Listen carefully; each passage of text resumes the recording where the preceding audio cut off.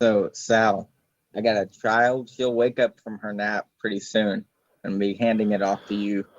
So I'm gonna have to like sort her out. So I'll need like 5-minute intervals, possibly. What? Can you say this Good again? thing I have a partner. Oh, I hope my audio is good on this thing. So tell me what you need from me, Christopher. If I have to attend to my child, you're just gonna have to cover for me. Alrighty. Is that all right, guys? Gotta let it Okay go. by me. Alrighty. Hey, thanks, guys. Hey, even if you have to bail out the whole night to take care of your kid, I guess that's okay. You know, that's the thing that really counts. Yeah, it's more important. Goodness me, that could have been nasty. I thought it was gonna be later than this. So, so if your camera goes out, I know I'm going to cover for you. Can you? So you could just, you have a switch to flick it off. Yeah, I'll let you know. All right. Shouldn't be a problem though. It's all right. And I know I know TJump and Tony can cover too. I'm not sure I could do your material justice. Yeah.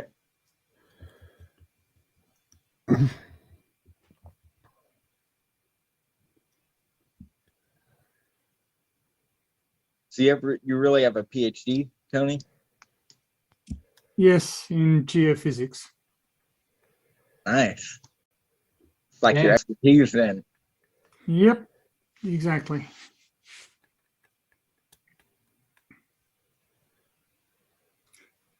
And I'm a bit disappointed that this has been billed as sort of an atheist versus theist debate. Because it isn't. You can be a theist and believe and accept the evidence. You can be a theist and believe that the Earth was created 6,000 years ago and that the evidence is just somehow wrong for whatever reason. But the position that you can't take is that the Earth is 6,000 years old, and that's what the evidence says. Mm. That's my position. If you want to believe the Earth is 6,000 years old in spite of the evidence, fine, go right ahead. I don't mind. But the evidence is unambiguous.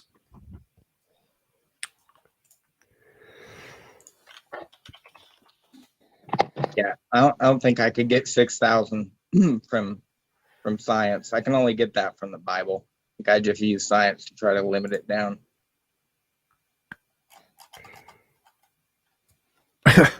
Sabrina says TJump is a god, and therefore I've lost the debate, and God is real. Okay, well, that's an unusual. I was called the Antichrist a couple of weeks ago, so those were an unusual. Well, since I'm God, I can confirm you definitely are. And did you guys have a decision on who's going first? Yeah, we'll go first. All right.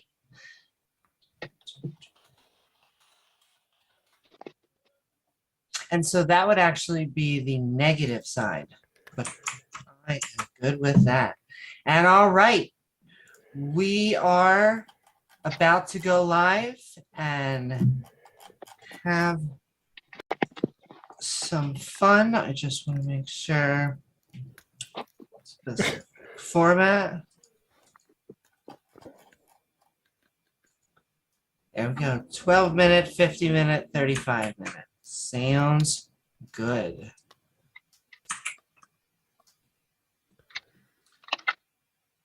With that, I normally do music. I think I'm just going to skip it and just go to the intro and hand it over to the negative. And da-da-da. Actually,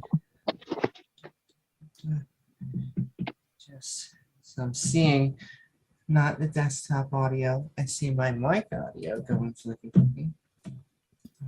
So let's Well, it's good to meet you, Amy, Tom, and then Tony, everybody. It's great to meet you. Nice to meet you too, Chris and Sal. And Thank you. TJump I've seen on MC Toon's channel, but I don't think we've met before.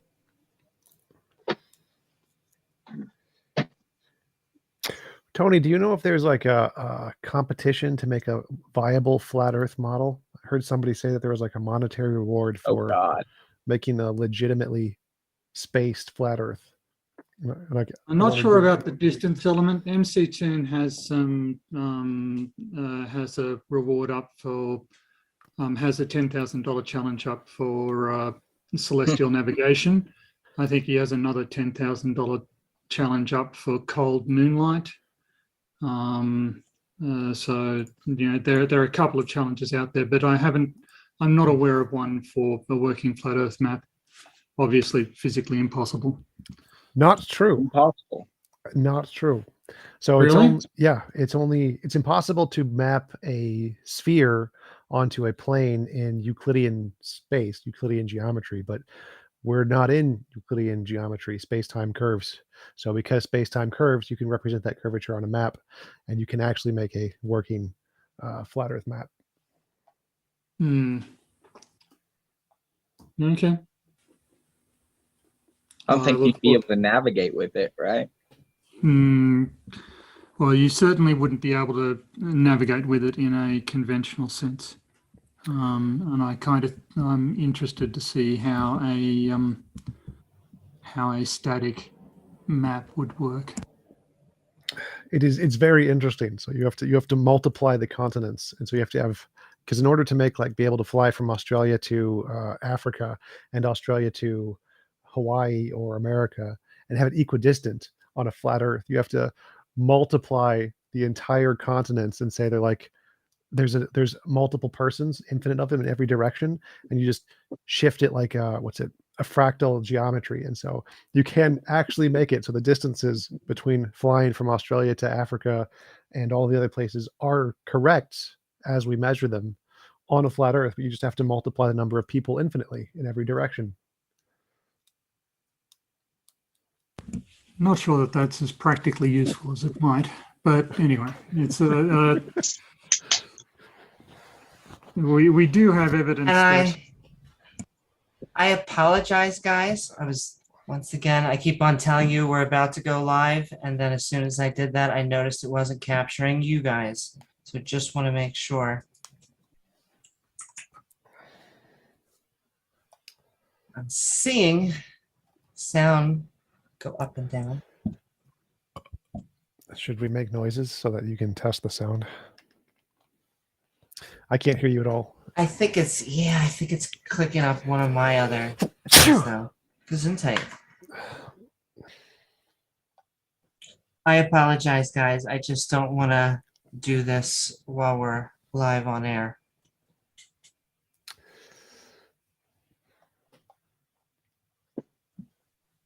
I feel like this No is more of a modern day debate issue. It's not Amy's fault. It's a James issue.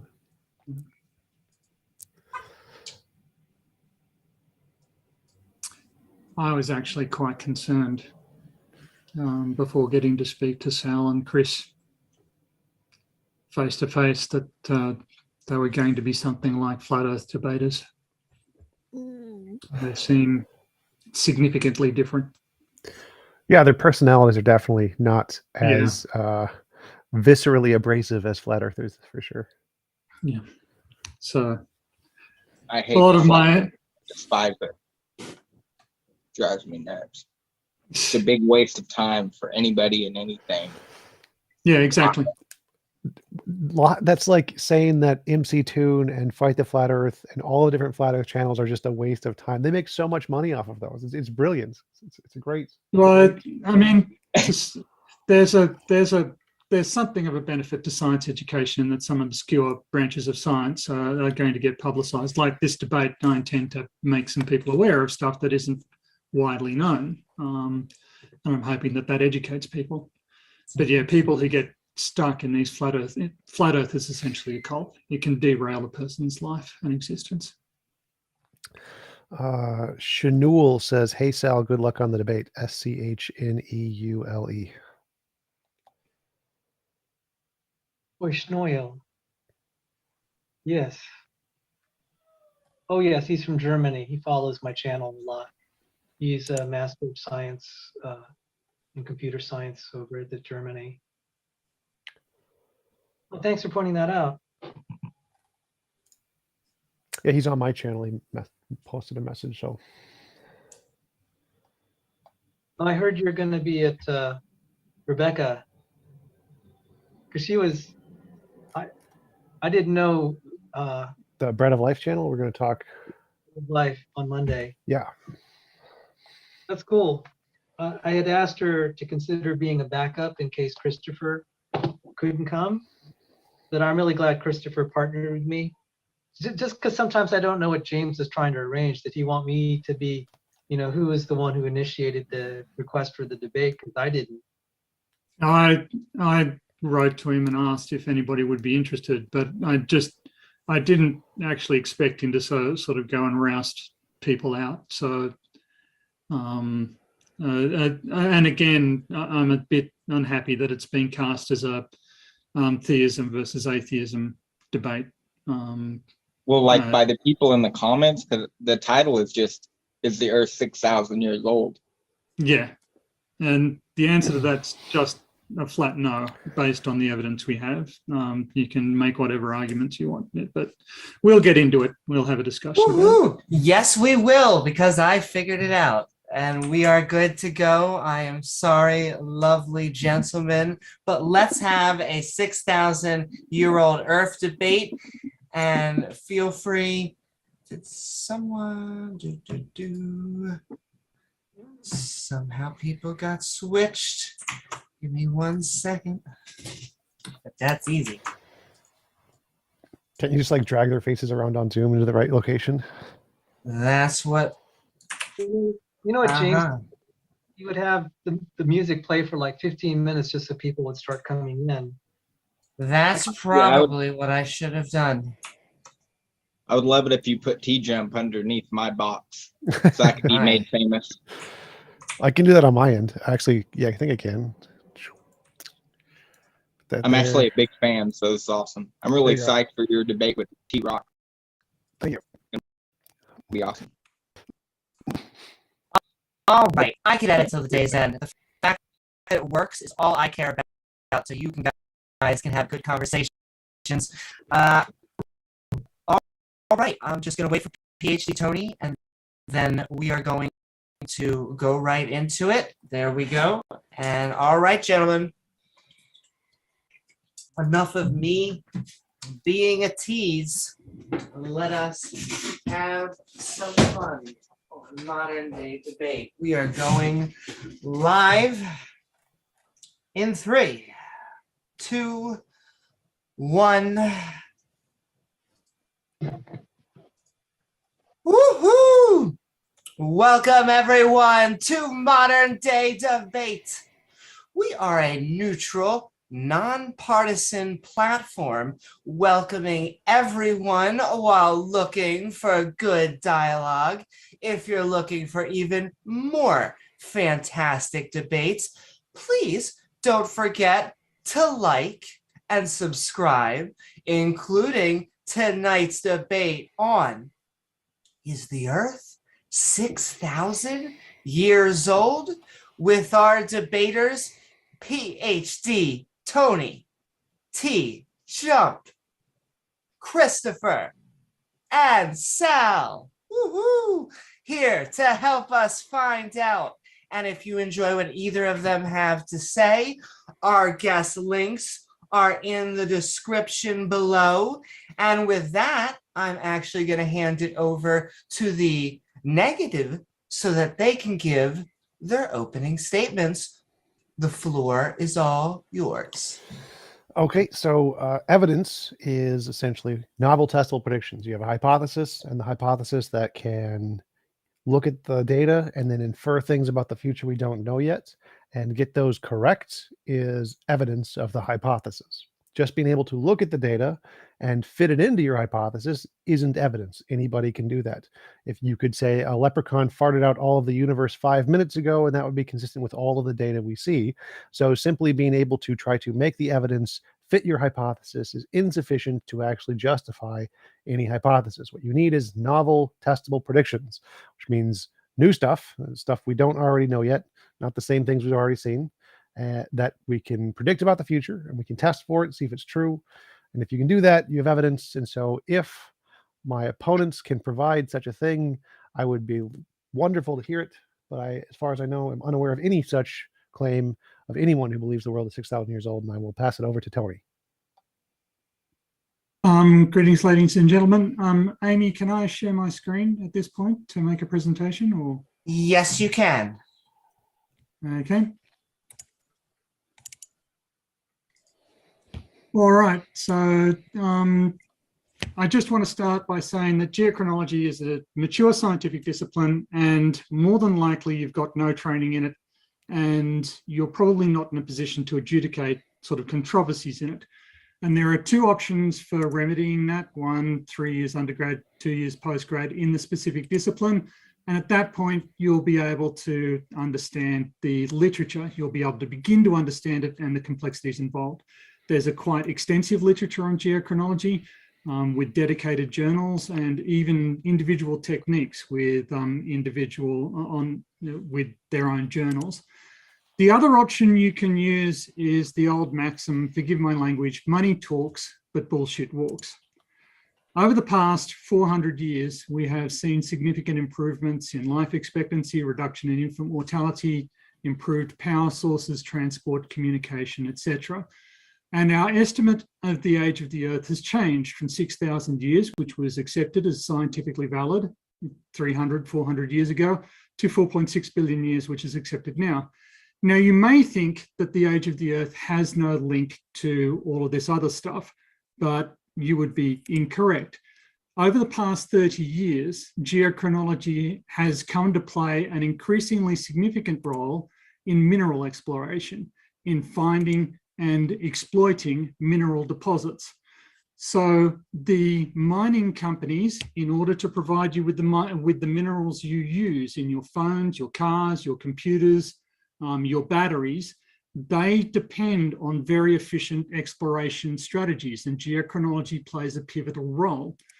One of the common young Earth creationist arguments is that they will pick contaminated or compromised samples or poorly used measuring techniques, and they will argue that, well, on that basis, everything is wrong. That's not logically valid. It's not a logically valid construction. The existence of some samples for which a technique does not work doesn't mean that it's wrong for all samples. If we use the existence of measuring distance, there are multiple techniques for measuring distances on various length scales. If we tried to use aircraft radar to detect tooth cavities, it wouldn't work, and that would surprise nobody. We wouldn't then assume that nobody can detect cavities, or indeed that measuring distances is just impossible. But this is the line of argument that we're expected to believe from many young Earth creationists. Just to briefly survey some of the techniques available to us, we have dendrochronology, varve chronology. Varves are lake and river sediments that form annually. We've got ice core chronologies, speleothem chronologies. Stalagmites and stalactites are examples of speleothems. We've got dozens of forms of radiometric dating, and we also have cosmogenic exposure age dating. None of these techniques yield ages restricted to 6,000 years or less.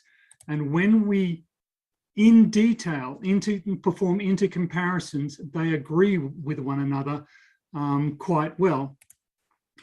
So here's an example of ice core data. That red rectangle tells us about the limit of the varve chronology. So the ice core data extends back way further than the dendrochronology data, but where they overlap, it agrees. Down the bottom is marine ice core data. These are marine isotope data. These are taken from samples all over the world, where they sampled the oxygen in the shells And they find out that there are variations in the oxygen isotope ratios of the entire ocean that match, regardless of which location you take. Here's a plot of the aggregated data, and that red rectangle shows you where the ice core data is. These peaks here, 1, 5, 7, 9, 11, these are interglacial periods. Those other ones, 2, 6, 8, 10, etc., those are glacial maxima. So those are, the ice ages of the last 2 million years. And we can see that the record goes way back. There are hundreds, there's more than 100 of these oxygen isotope stages. And we can look at particular records. For instance, here are some sea level records from Scandinavia.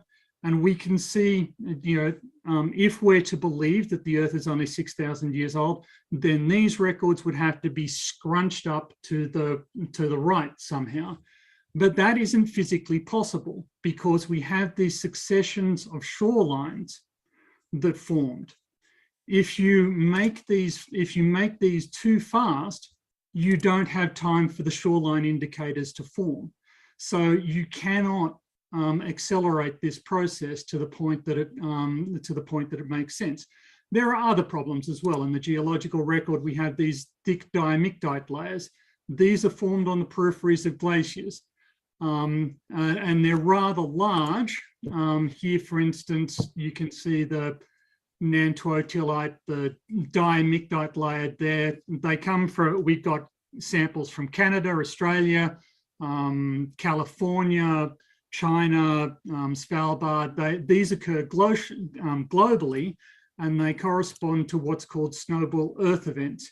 Here we have an example from Oman, and you note that red rectangle there, that's 500 meters. So we have glacial deposits of more than 1 kilometer thickness in multiple phases in Oman.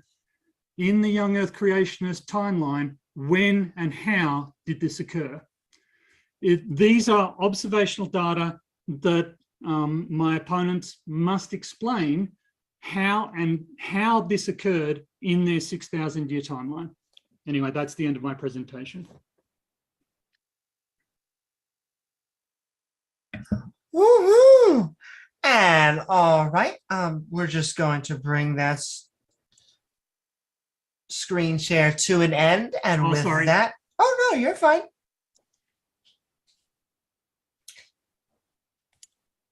And with that, it will bring the end of the negative, and we're going to hand it over to the the affirmative for their opening statements. Floor is all yours, gentlemen. All right, I'll go first, and then I'll let Saul have it for 6 minutes, right? 6 minutes. And you guys can share that any way you want it, but yeah, it's 12, like maximum, right? Yep. But all right, well, there was 1 billion people in the year 1800, okay, and then by 1985 there was 5 billion people. So you just determine the growth rate of population. It's pretty easy to do, and you could actually take the square footage of everybody in the world and concentrate them into Jacksonville, Florida. It wouldn't, be very comfortable, but it wouldn't be as crowded as, an elevator gets. So just based on the rate at which the human population grows, there should be significantly more people on the planet than there is what we see today. So human growth rate, population, you take everybody in Africa 1 million years ago, as they say, and you're either going to get a lot of people or you're going to get an extinction event because you have a bottleneck of all these people in one location for, 1 million years. You're going to have a serious inbreeding problem. So I don't know. I'm pretty convinced just based on that one thing. But let's move on. The moon is getting farther away from the Earth. No, I'm kidding. We won't. I want to give you a headache for a second. And then short period comets, okay? We won't get into that. but there are several ways that you can determine that the Earth, is not millions of years old. Okay, a limit of at least 100,000 years is there.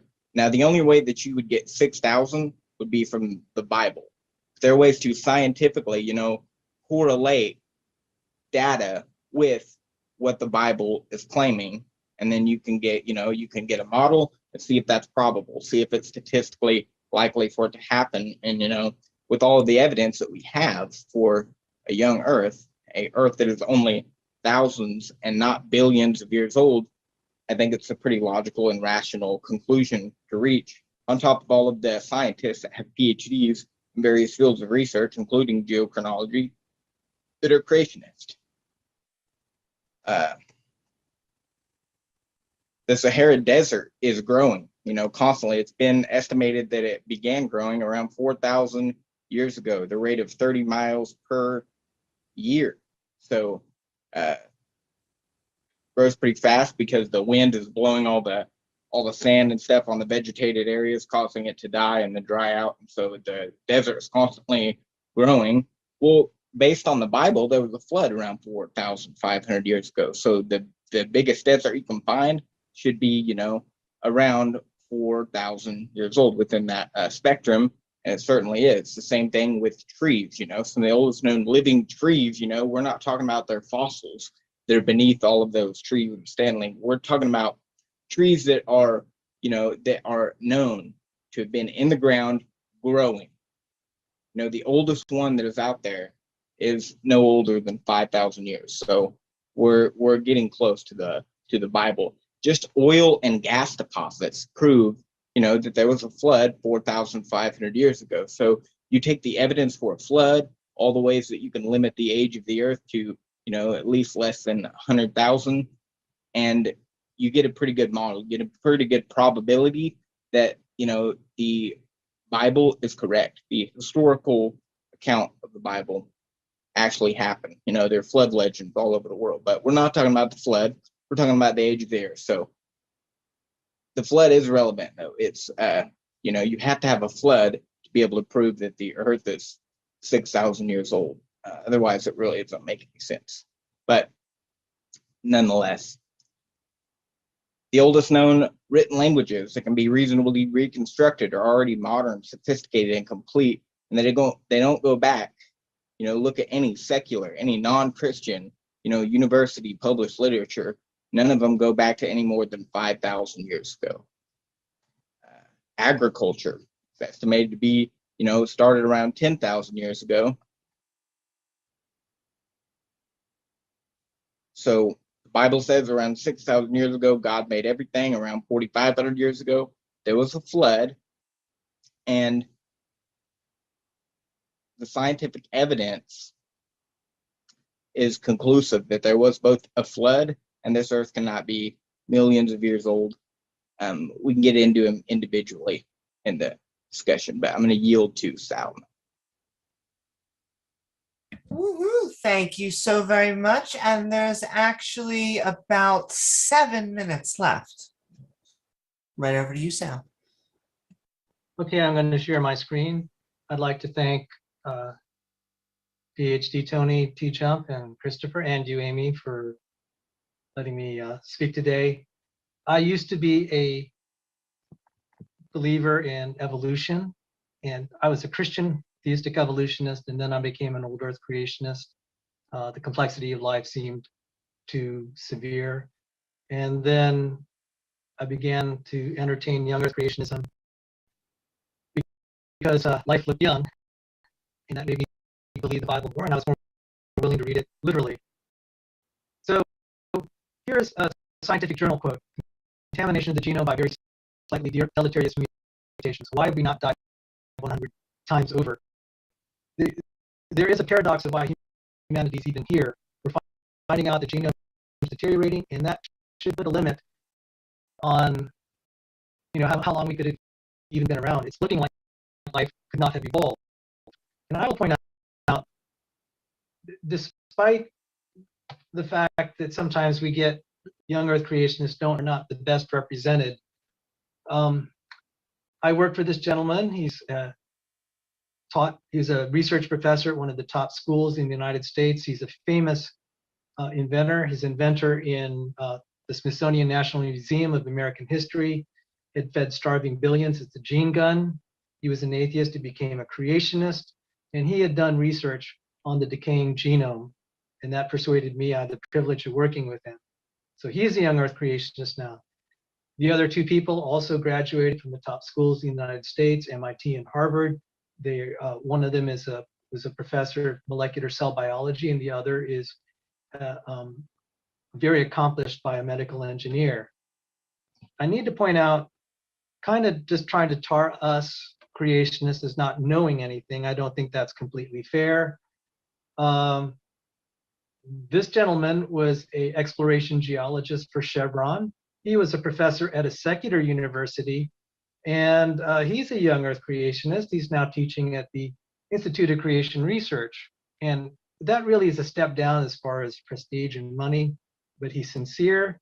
He can deal with the things that PhD Tony had mentioned earlier.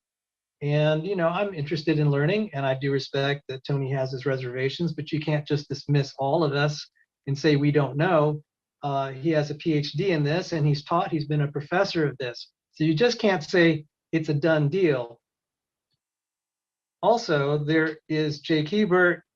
He is explored, and I happened to have had dinner with him just tonight at the Creation Research Conference here in Lynchburg, Virginia. He has a PhD in physics from University of Texas at Dallas. And he studied weather and climate, and he studied the ice cores, and he comes to a different conclusion. And unfortunately, it's not in my area. My area has been biology. I have been disillusioned by the claims of abiogenesis researcher. I think I've come to believe that that body of research is delusional at best, fraudulent at worst. Same for most of evolutionary theory. It's garbage. It doesn't matter how many journals you have, how many articles you published, whether the data agrees or not.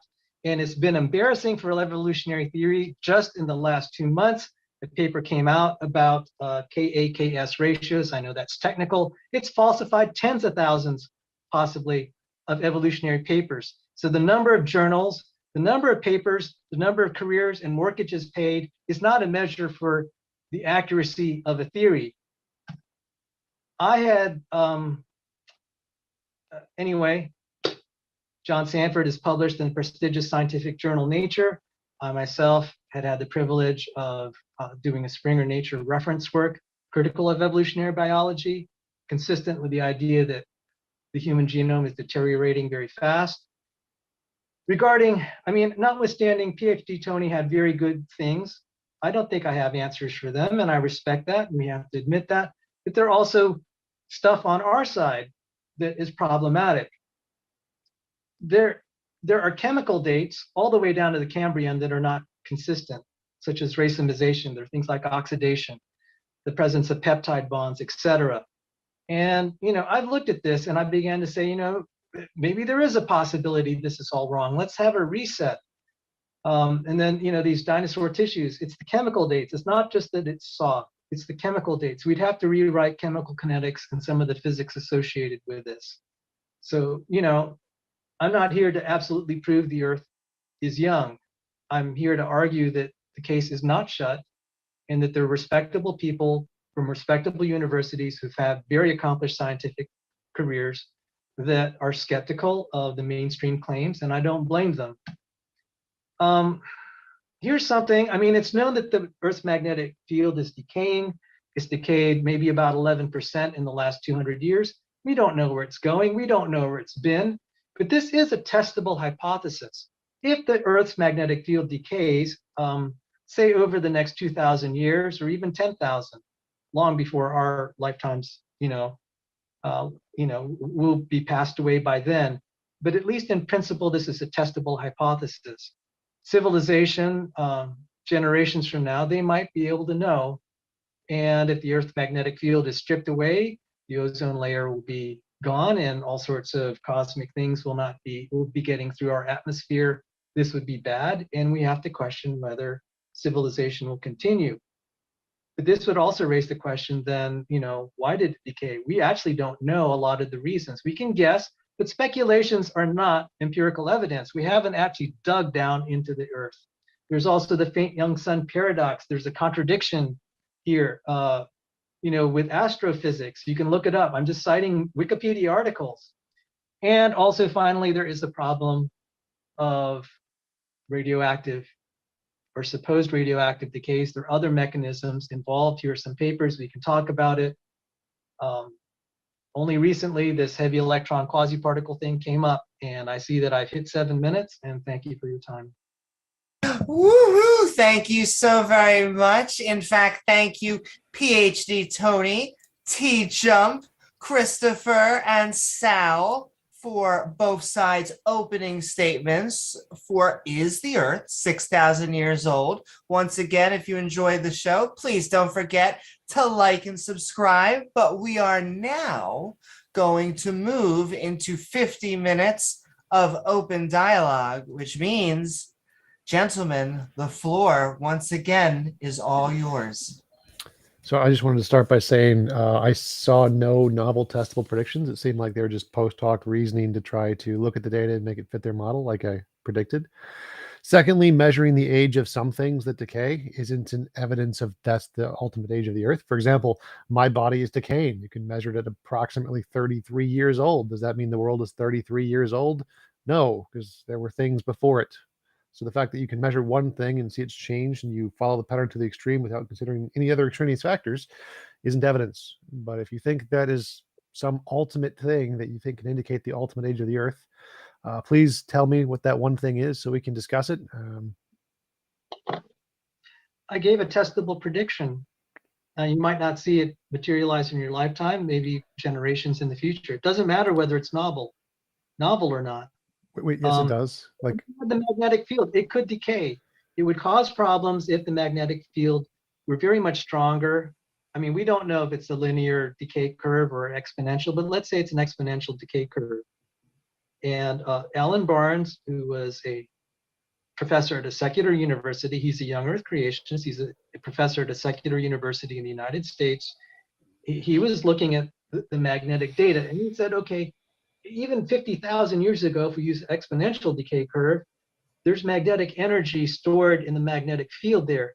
If it decayed, a lot of that energy would release, and basically most of the Earth would have become molten from that energy release. So, there's a lot that we don't know. We can guess, and I'm just saying it's not an open and shut case. Yes, it is. Okay, Sal, you're overlooking.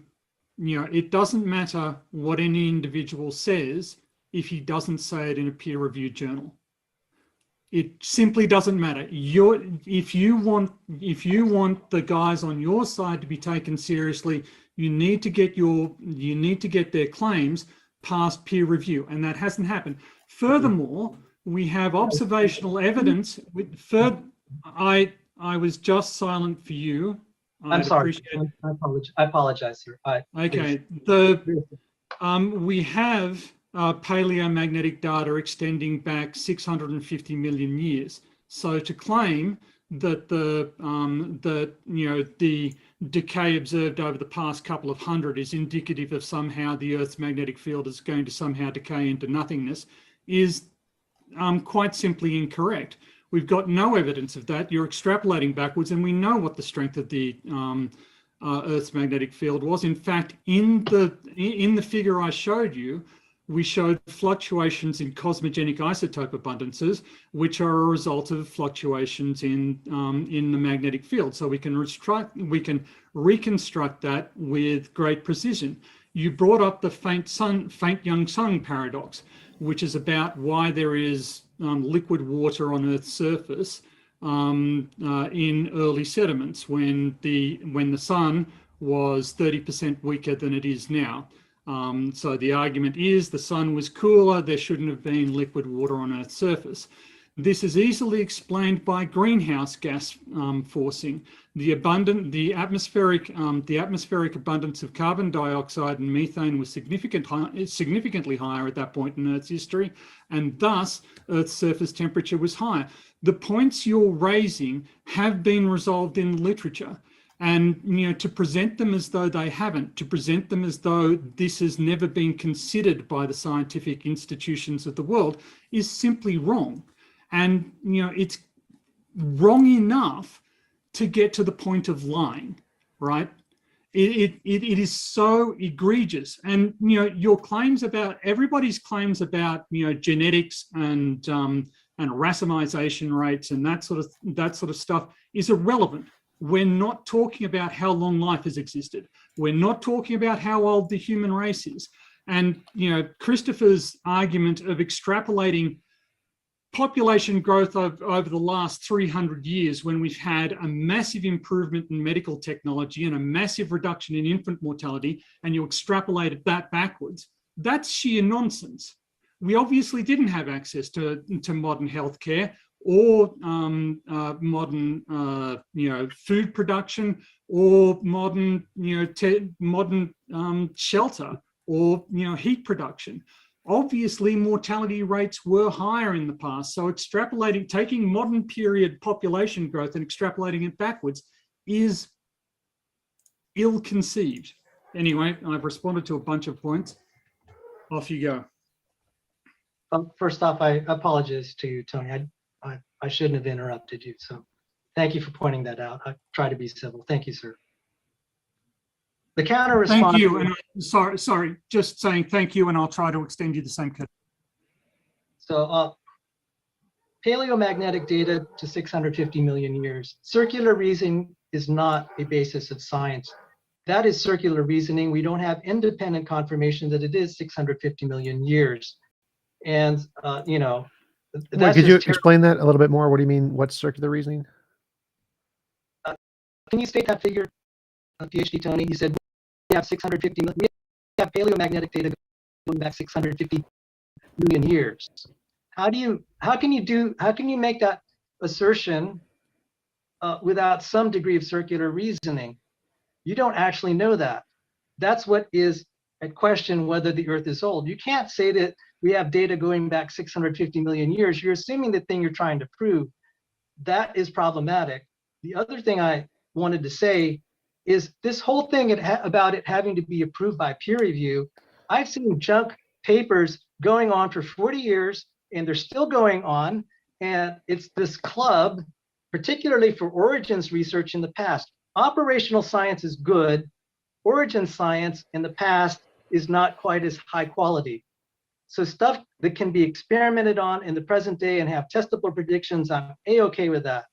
But stuff where it's in the deep past, we have to reconstruct it, and there's not any way to actually experiment and prove it directly. It's subject to kind of like, oh, okay, whatever, whatever is accepted. And I just cited where thousands of papers had been refuted regarding the Ka-Ks ratios in evolutionary biology. It was a disaster. I saw it coming, and yet, couldn't get stuff critical of it in peer review, and now they're caving. Just a waste of time. And so I'm just saying, I don't think that's should be the standard. Well, I think you offered a novel prediction for Tom, though, because we can predict that the magnetic field will completely and utterly be gone before the next 4,000 to 5,000 years. It's not going to be there. So we just have to wait, I guess, because, if you want something absolutely brand new for a novel prediction, we're going to have to use things like that, or things like, there's going to be a new world order that controls the whole world, and they're going to make everybody take a mark. That is a novel prediction. So we'll just have to wait and see. The Bible says that every knee shall bow and every tongue shall confess that Jesus Christ is Lord, to the glory of God the Father. That's a novel prediction, and I guarantee you it's coming to pass.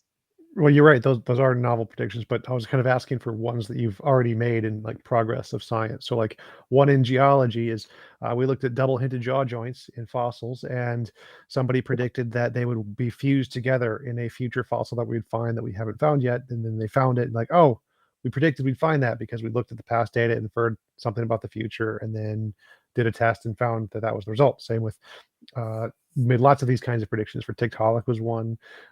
In geology, there's tons of them. Like science makes tons and tons of predictions, and then they get confirmed. So I was looking for like a novel prediction that creationists have made that was confirmed at some point already. Not like, obviously, if I die and go to heaven meet God, that's great evidence. It's a great novel testable prediction, but I want something that's already been confirmed, preferably.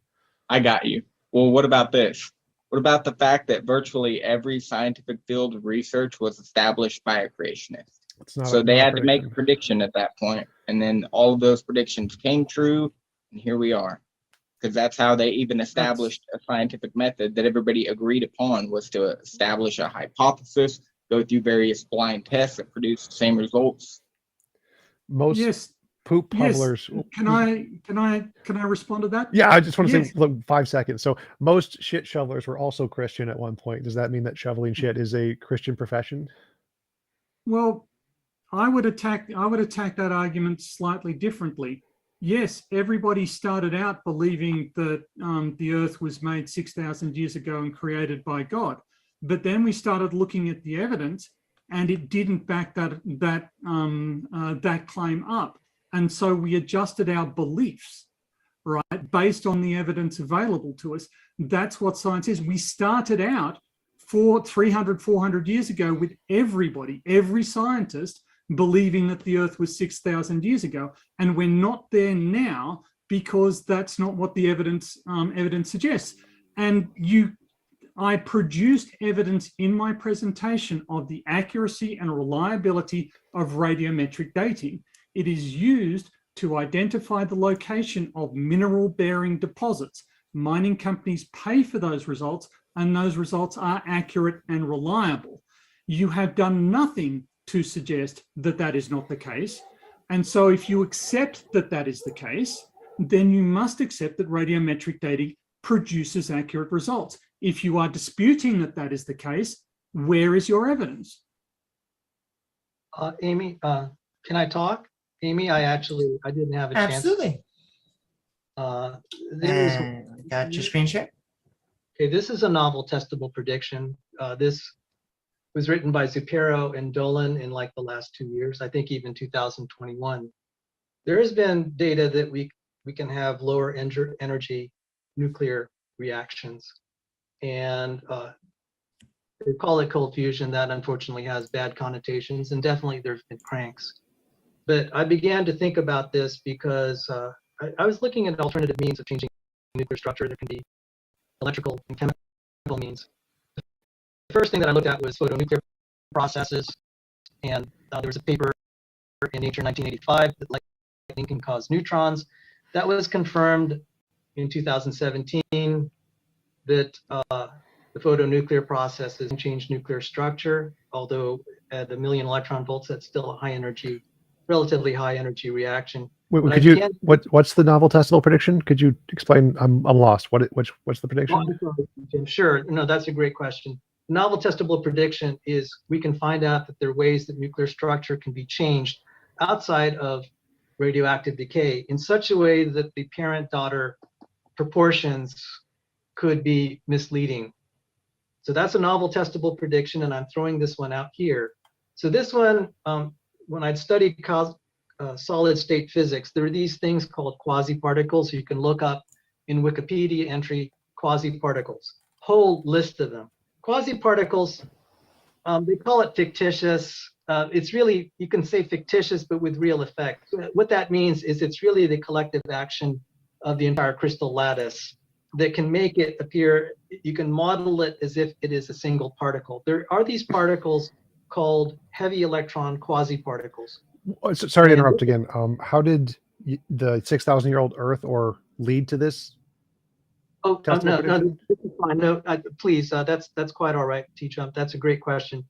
This is I'm questioning the change, that there may be mechanisms that can change nuclear structure other than radioactive decay that will give signatures that if you assume it's radioactive decay, you're going to get the wrong inference about the age of the rock or whatever.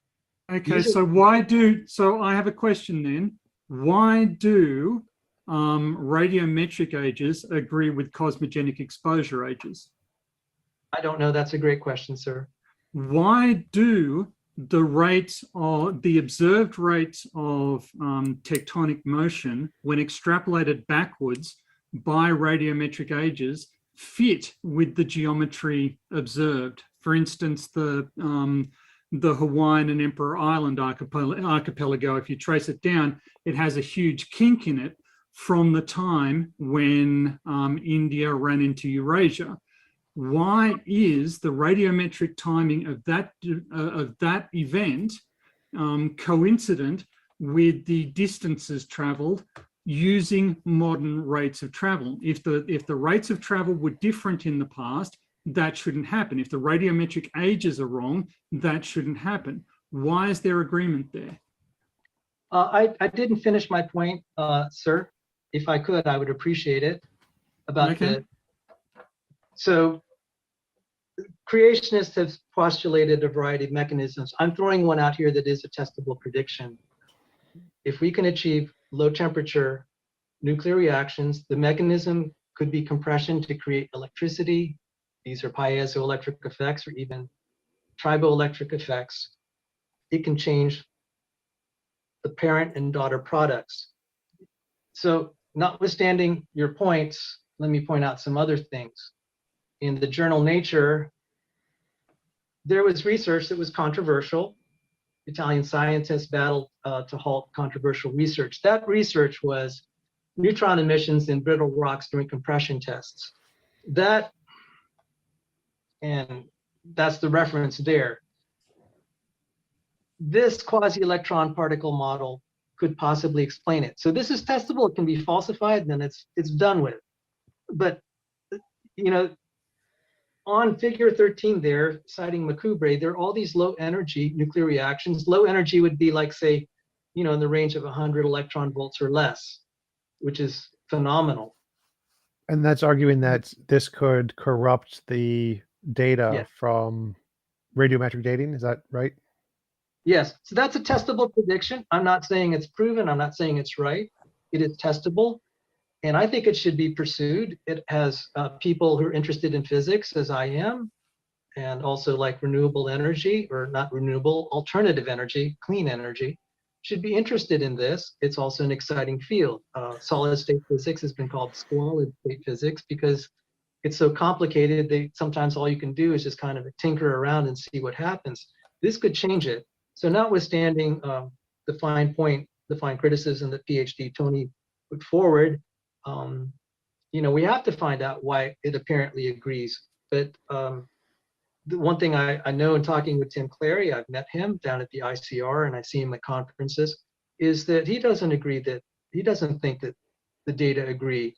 I've seen stuff that looks a little bit cherry picked and confirmation bias.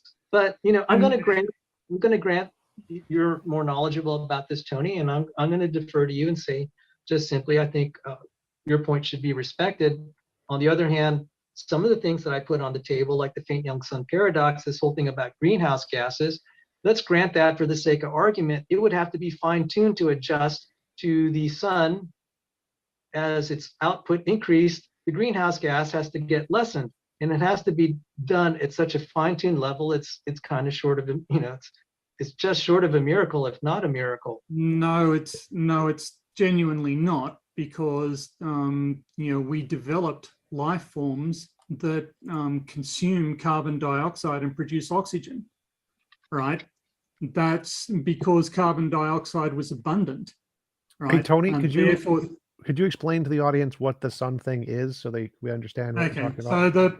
So the faint young sun paradox, we find very old surface minerals that show characteristic ion banding, which is associated with water-soluble iron ions. So this is evidence that there was liquid water on the surface of the Earth, 4 billion years ago, roundabout. At this point, the sun would have been very young and not very hot. So it would have been about 30% cooler than it is now. If the sun were 30% cooler, Earth should be a snowball. basically. In fact, Earth should be a snowball now without the effect of greenhouse gases. The mean temperature based solely on solar energy, Earth's mean emission temperature is minus 15 degrees Celsius. And so it would have been even cooler way back then. But that isn't really a problem because there was lots of carbon dioxide in the atmosphere at that point. There was lots of volcanic emissions, lots of carbon dioxide there. And it would explain why there was liquid surface. Now, obviously, we weren't there at the creation, but then again, it's worth pointing out that the author of Genesis wasn't present at the creation of the Earth either.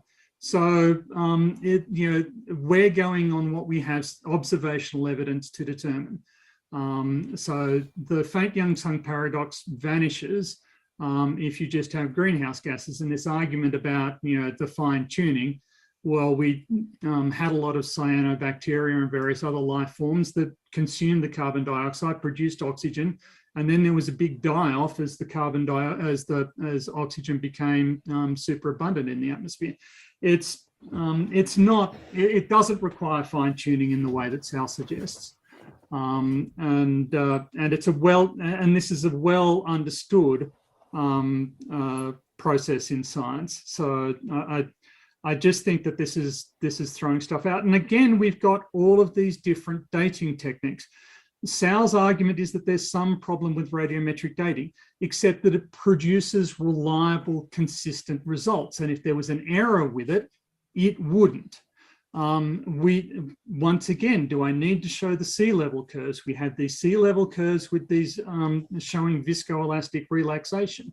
The viscosity of the Earth hasn't changed in the way that Sal suggests. We can prove this by looking at rotation data from the historical record. Historical eclipse data allow us to reconstruct Earth's rotation history, its polar wobble for the last few thousand years. There's been no significant change in viscosity, and this entire massive release of heat and everything was molten and that sort of stuff. Well, if the lithosphere was that molten, was that hot, then the Emperor Island change wouldn't have persevered, right? They wouldn't still be there, relic on the bottom of the Pacific Ocean. They'd have relaxed into absolutely nothing. We wouldn't still be seeing post-glacial rebound in centers of former glaciation. We wouldn't be able to see the relaxation signature following the Huronian glaciation. And you still haven't addressed how you get kilometer-thick glacial debris fields across the globe, right? In California, China, Brazil, Canada, Sweden, Australia, Oman, Namibia, we have these kilometer-thick glacial deposits, right? And there's a reason it's called glacial slowness, right? These deposits are very, very finely ground dust. So these glaciers ground the rock up into a very fine silt and then deposited it. You've also come up with no explanation for how the oxygen isotope signature of the entire ocean, Earth's entire ocean, can vary, can move up and down on the time scales that you're suggesting. We know why it happens. Okay, well, let me address some of these points that you're making real quick. I don't want to remember any of them or lose my train of thought. So you're saying that there's ice everywhere. Well, that's not really a problem.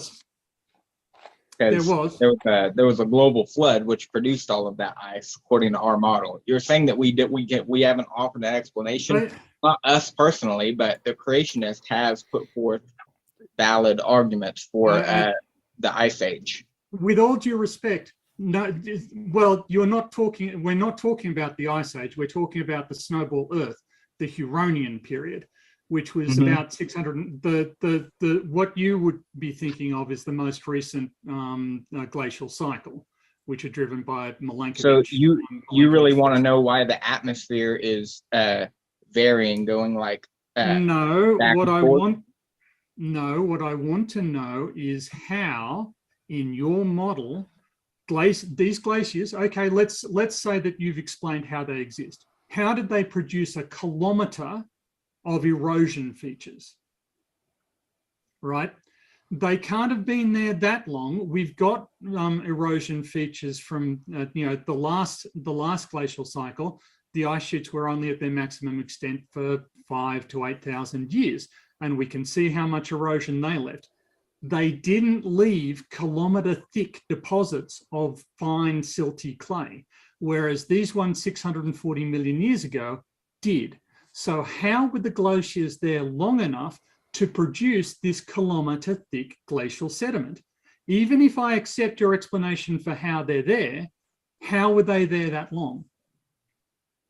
Well, I mean, aren't you assuming that, that sedimentation or whatever that builds up, that it's building based on today's current rates?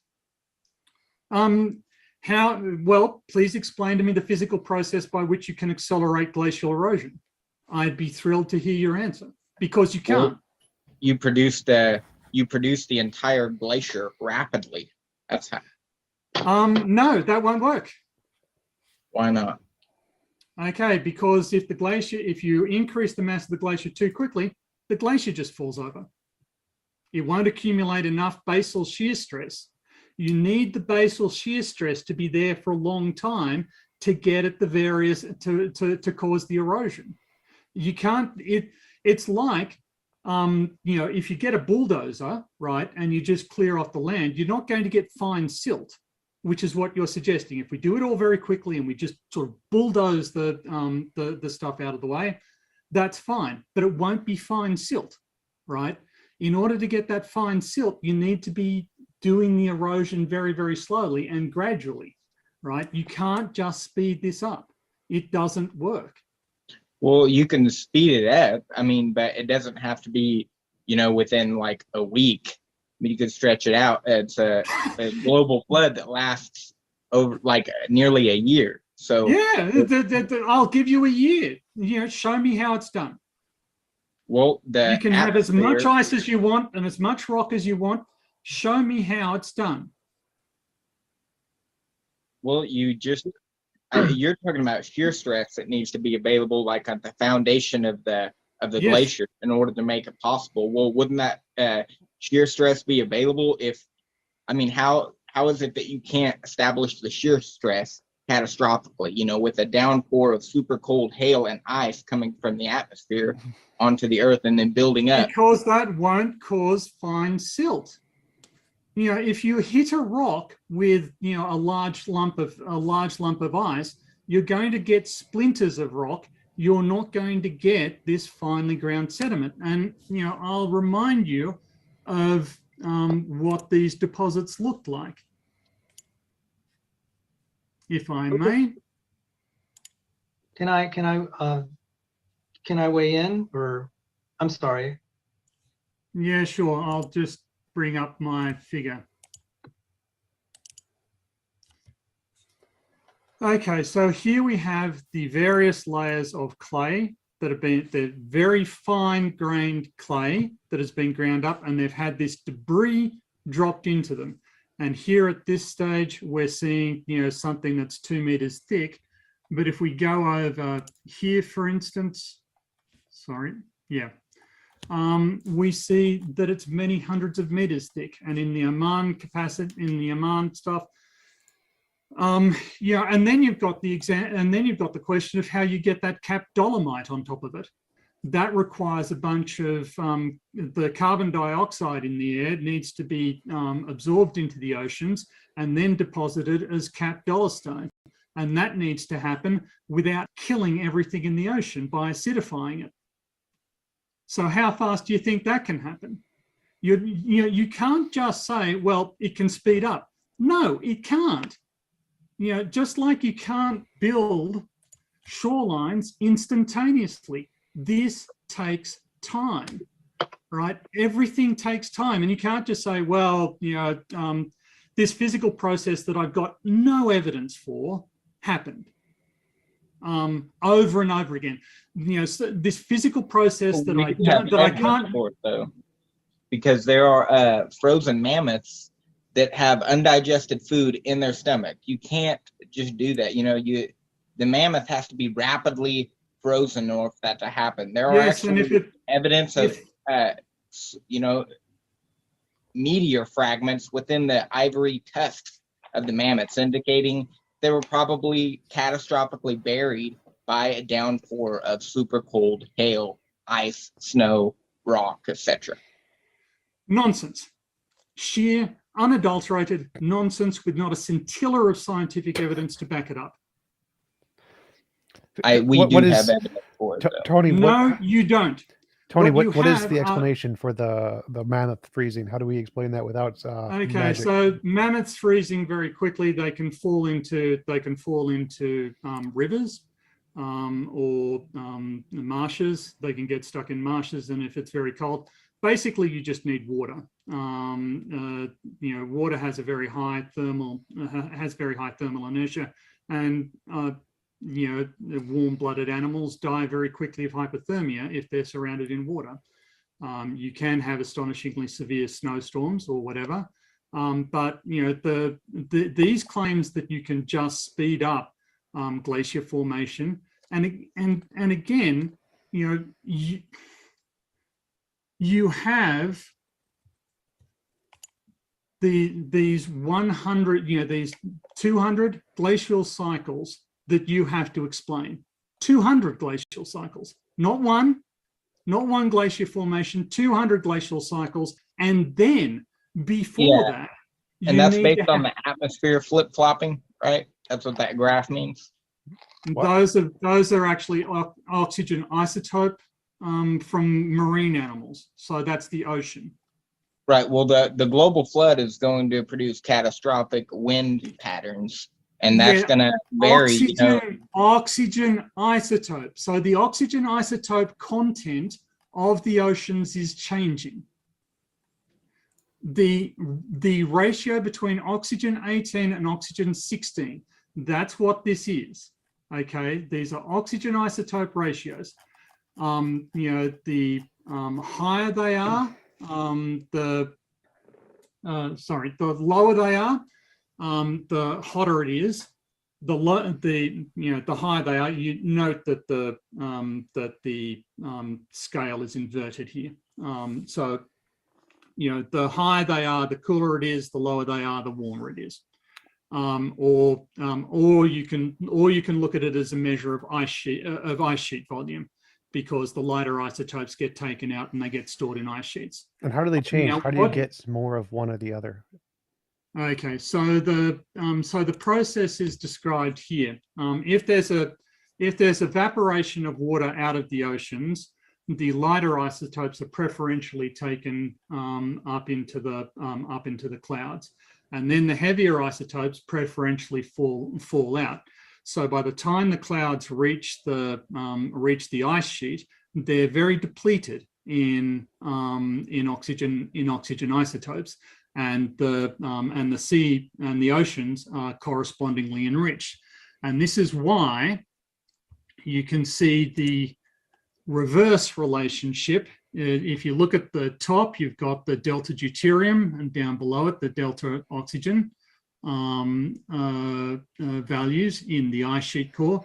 And down the bottom, you've got the benthic delta O18, and you'll see that these two curves are highly correlated and agree with one another very strongly. And this is a signal of the light isotopes being stored in the ice sheet, preferentially, or where it's warmer, there are more heavier isotopes. And you can see that the isotope abundances in the ocean are acting in the opposite sense. You'll note that the scale is opposite. It's between these two. You will also notice something interesting here as well if you look at the dust curves. Before we go on to a different one, let's give them a chance to respond. Why do you think there are layers of different densities of isotopes of oxygen that are like perfectly layered, that are perfectly the same layers that follow the same patterns all over the world? If a global flood happened, you wouldn't expect oxygen isotopes to pattern in this way. seems very strange. Why? How would you explain that?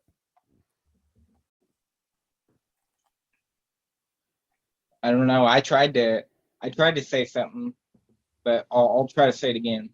And unless Sal wants to respond to this, but before you do, Sal, catastrophic wind patterns, okay, temperature rising and cooling rapidly in different locations because of global flood, increasing for 40 days and 40 nights, still increases for another 150 days progressively.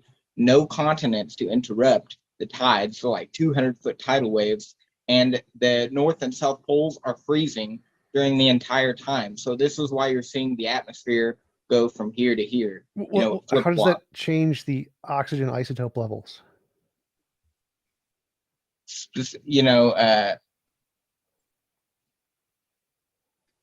Because he was just saying that the oxygen levels change because as the clouds, move over towards the poles, they lose their oxygen, and that kind of ends up in the oceans, right? So why can't that happen in a global flood where the fountains of the great deep erupt, produce the clouds in the atmosphere, and then they all slowly fall towards the north and south poles where the cool spots are?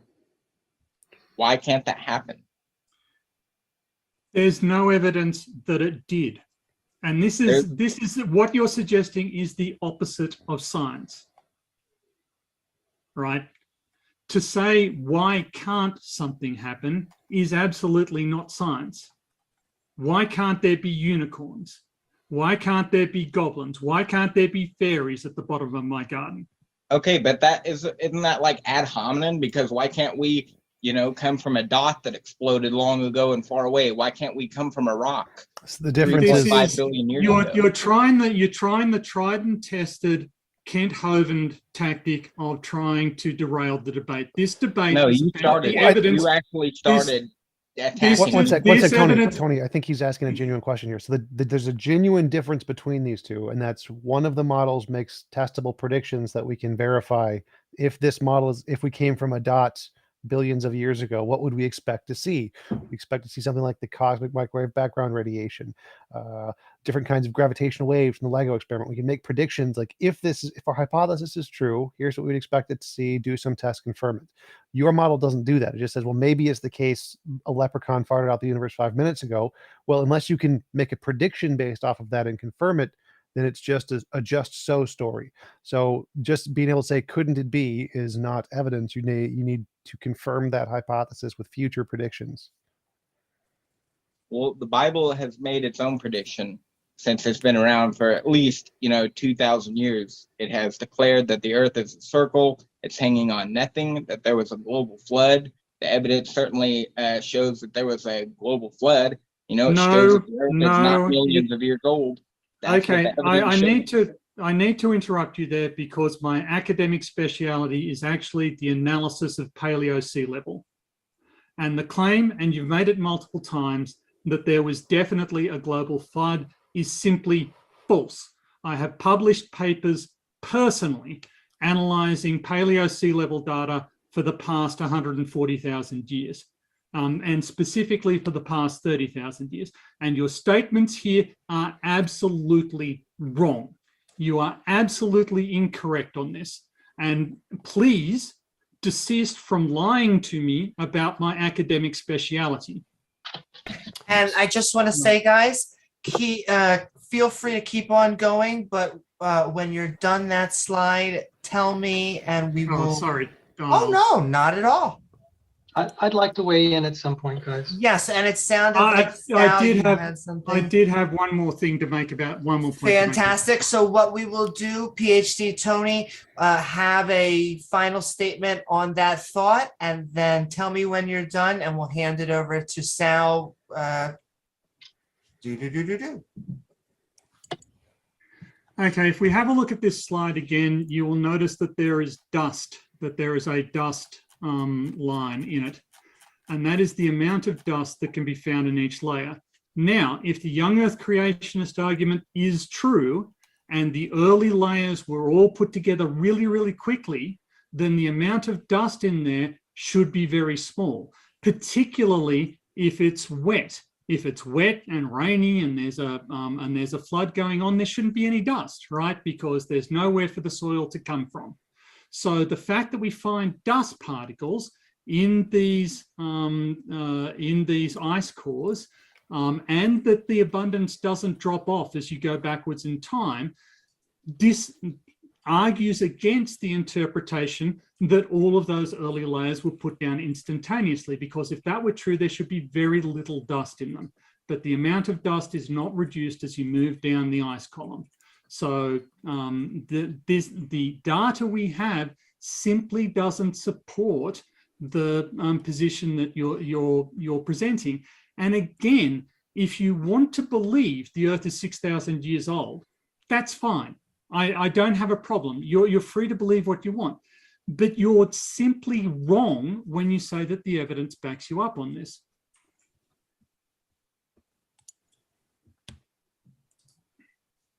Can I weigh in now? Yes, you can. It's unbelievable academics cannot recognize circular reasoning. You've said you published on the last 140,000 years. That's a circular argument, sir. You weren't around.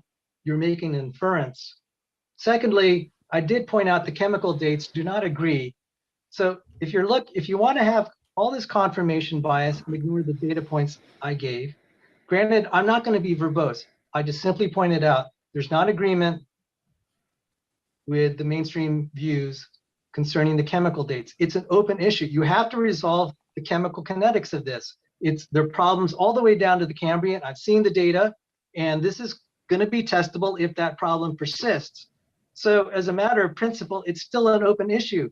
And you keep using circular reasoning. That's unbecoming of a scientist that you cannot even see that. And it's sickening to hear you keep repeating it. So why don't you, okay, I acknowledge that there are problems on your side. You're insisting are you going to insist that there are no chemical dating problems? And there are anomalous. This isn't a debate about chemical dating. I haven't used chemical dating at any point in my argument. Sir, that is the problem. Chemical dating, and sir, now you're interrupting me. Chemical dating indicates ages of the fossil record. No, it doesn't. It conflicts, to the extent it conflicts with radiometric dating, then there's a problem. And I was pointing out one way it could be resolved. So, and then you keep appealing to circular reasoning. That is unbecoming of an academic. No, I'm not. See it done and I'm simply not going to be lied about. You're interrupting me. You've been talking. Yes, because you are lying about me. You claim to be a Christian, and you are here violating the 9th commandment. Right? You are here lying about me, and you are lying to the audience. The assertion that radiometric dating is a circular argument has been debunked multiple times in this debate. Yes, there may be problems with the chemical dating, that there may be outstanding controversies. That isn't my field. I'm not going to opine on it, but it is irrelevant to the validity of the various geochronological dating techniques that I have discussed in this presentation. Cosmogenic exposure ages, dendrochronology, VAR chronology, ice core chronology, speleum chronology, and radiometric dating. They all agreed, they all produced consistent ages, and your claim to the contrary is false. It is just false. Sir, I let you talk, and I would appreciate the same courtesy, sir. I was not lying. You were using circular reasoning. I've given you that is not circular reasoning, sir. Sir, I've given you data points that would question the validity. Saul, could you circular reasoning is like when your premise isn't. Could you show what the circular reasoning was? Yes, he said he had published papers about dating all the way back to 140,000 years. So it's assuming the age of the Earth is longer than that. That is already assuming that the premise you're trying to prove. There's a problem with that. And I pointed out contrary data that, you have these fossil layers that are dated millions and millions of years old, and yet the chemical dates are returning things that are young. So then that is very problematic for all sorts of dating, which would include radiometric. One way to resolve it is I've suggested that there are alternative methods of changing nuclear structure. They can be explored. So granted, I didn't answer all of his questions. He's not answering all of mine, and that's problematic. And he's insisting that it's a done deal. I'm saying it's an open issue, and we can explore it. So Well, there's a saying by so Thomas just to Huxley- clarify, so he wasn't Sure. making the argument that he's published papers about things 500,000 years ago, and therefore the fact that he's published papers means that the world is that old. That wasn't his argument. That would be circular, sure, but he has reasons in those papers that indicate that, and none of the reasons he's presented are radiometric dating. So even if we just grant that radiometric dating is completely useless, none of that would invalidate anything he said, and so that doesn't actually address the position he espoused. So I wouldn't. It's not circular reasoning because he has justifications in those papers. He's not specifically just saying, "My papers say it's this year this old, therefore it's this old." That's not the argument. He just isn't mentioning those reasons in the paper. So it's a separate argument there. And neither of us brought up radiometric dating. We didn't talk about that. One thing he mentioned is the Milankovitch cycle. So you, PhD Tony, do you believe the Milankovitch cycle is correct as a theory? Yes, generally. So if that's falsified, how problematic would that be for your models? It would be somewhat problematic. What are you suggesting? I mentioned Jake Hebert earlier, and I had dinner with him tonight. He has studied the Milankovitch cycle. I mean, if you're all interested, you can. He has books published on this and critiques of the Milankovitch cycle. I am interested only in what he can publish in peer review. Yes. Okay. I'm not interested in the private opinions or the popular fiction that people disseminate. I am interested in science. I have studied the peer-reviewed literature. If he has something meaningful to say, he can present it in the peer-reviewed literature. May I ask you? I would presume, sir, you're a peer reviewer. Yes. Could he submit this to you, sir? Well, he could certainly list me as a reviewer on. What happens is when you submit a journal to an article, you come up with you submit a list of people that you recommend as reviewers. He could certainly recommend me as a reviewer for a journal article. Sure. If he publishes in a preprint, I mean, would you be willing to read it and critique it? So I'm not. Yes, I saying would. Okay. All right. I will communicate that to him, sir. That's about the only fair thing I could ask. That's very generous of you. I And got a speaking of generosity, we have about 5 or 10 more minutes of open dialogue, but it sounds like TJump has something right on the tip of his tongue. Right back to you. Yeah, Marty Mad Scientist asks, can the young Earth creationists explain the Pando forest, which is estimated to be at least 10,000 years old? Because the root system of the Pando forest, in order for the things to grow at a certain rate, the maximum rate of growth would lead to, given the size of the root system, has to be 10,000 years to accommodate the size of the root system. I don't have any comment on that. Can the root not grow any faster than what it does today? Well, it can, but not magic faster. Magic faster. Because we don't have to involve magic. We can just come up with natural ways in which you can increase the growth rate of whatever you're talking about. Like what? Why can't things grow faster? Well, can they grow faster than any living organism that has ever been demonstrated ever? I'd count that as magic. So, and this is a more general problem. There are very large clonal creatures.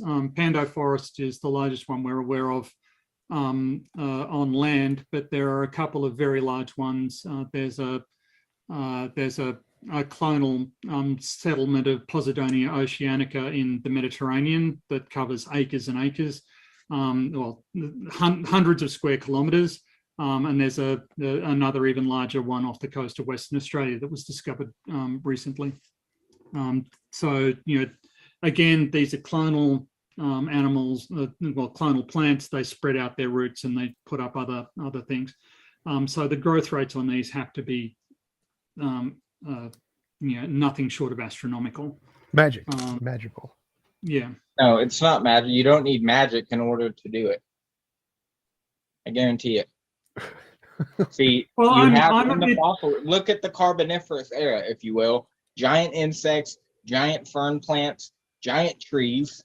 You know, where did those come from? It was a different environment. So you just need to change the atmosphere, and you'll be able to produce things like that. It's not science. It's just, or it's not magic. It's science. Even though science looks like magic sometimes, that's why people study it. Changing the except that atmosphere. there were no trees during that period, right? The Carboniferous era, there were no trees. Yeah, There trees are are trees are a fossilized relatively trees that run through multiple seams of coal in the earth. Right? I mean, well, again, that's an anecdote that people claim. I'd like you to provide me with a reference to where that is demonstrated. You know, this seems people keep on bringing this up because they heard it from it's some other demonstrated creationist. worldwide. What are you talking about? No, it hasn't. You know, Okay. it should be okay if it's been demonstrated worldwide. Then it should be trivial for you to go Google up an example and show it to me. Nova Scotia. There you go.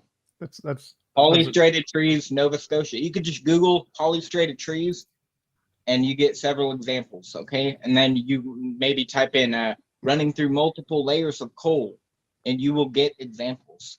And you can pull them up. I have not. So he can pull those up, this and while he's debate. pulling those up, I want to ask. So you're thinking that changing the composition of the atmosphere is going to drastically increase cell division, so that they can grow roots faster, and it's going to grow entire trees in days, minutes. How fast do you think this can go? Because what's going to need to happen is the roots are going to need to grow to this location, grow a new tree, grow new roots, new tree. It's going to go in a big line over a distance. So it's going to be at some rates. How fast do you think increasing, I don't know, carbon dioxide or oxygen in the air would make cell division in trees fast enough to pop out a new tree in a few hours? One possibility. Are you looking at the fossilized roots of these trees, or what? No, they're alive today. The forest is They're literally alive. a thing today. And so it Okay. continues to spread. So given Well, how then, I would say within 4,500 years, that's how they were produced. So not 10,000. You cut that basically in half. There you go. Okay. Let's discuss something that sort of I've allowed you guys to skate on a little bit, which is cosmogenic exposure age dating. Which well, is actually, I want to add one more question if I can. Well, it and lets I you go will quite a say, bit. guys, both of you, whenever you feel like you have gotten your points out, and the same with you, Sound Christopher, tell me, because then we're going to do outros and then Q&A. But feel free to get these last points out. Yeah, Javer Jara asks, please ask PhD Tony how much energy is necessary in the supposed rain for a year to cover the Earth's surface?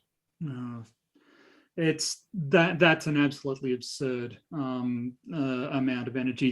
The amount of latent heat that would be released in that process, it's truly ridiculous. I haven't done the calculations, but it's an absolutely astonishing amount of energy.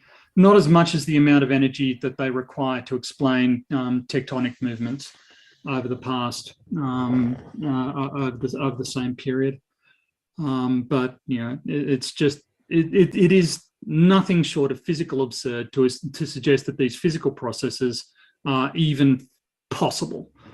But I'm going to go on to cosmogenic isotope dating. Cosmogenic isotope refers to cosmic rays hitting rocks and impacting isotopes there and producing exotic isotopes that are not found naturally. From the accumulation of these isotopes, we can determine how long a particular rock has been exposed to cosmic rays, which is to say it's not being covered. And we can use that, for instance, to demonstrate that the top of the Grand Canyon has an exposure age of 10 million years, whilst the bottom, 2/3 of the way down the wall has been exposed for about 2 million years. Now, this is a double-edged sword because these cosmogenic isotopes accumulate in the surface layer. So if there are no cosmogenic isotopes, we can tell that there's been a lot of erosion. But if there are cosmogenic isotopes, we can tell that there hasn't been erosion. So these very rapid erosion events that you require in the Mississippi, for instance, or at the mouth of the Ganges, to create these tens of thousands of meters thick layers of settlement, it ought to be very easy to detect whether or not that's plausible, because everything must have been eroded upriver from that. And there should be no old cosmogenic exposure ages, except that there are old cosmogenic exposure ages, which shows that there hasn't been very rapid erosion, which shows that the erosion processes that created these sediment layers was slow. Because if it was fast, you'd only have young cosmogenic exposure ages. And this is a dating technique that you guys don't know about, don't understand, and can't explain. And it catches you in a vice because... Wait a minute.